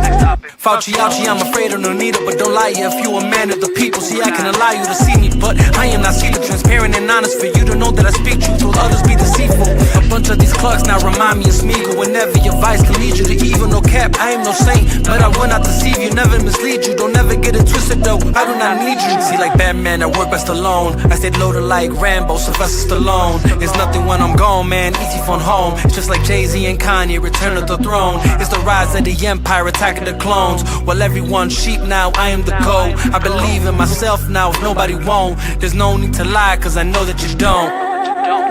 I just hope you got my rise of the empire, attacking the clones line. You know, as the empire rises, we're witnessing the fall of the republic. Everybody that just follows suit is a bunch of sheep, just like the clones doing what they told. Just know who Palpatine is, though, you know? Shout out Joey B.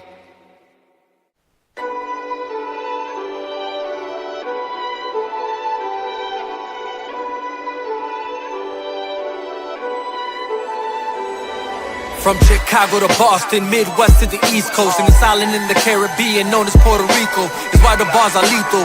Got me going beast mode in this game called life. You better know some cheat codes. Il Divino's back, someone let the streets know.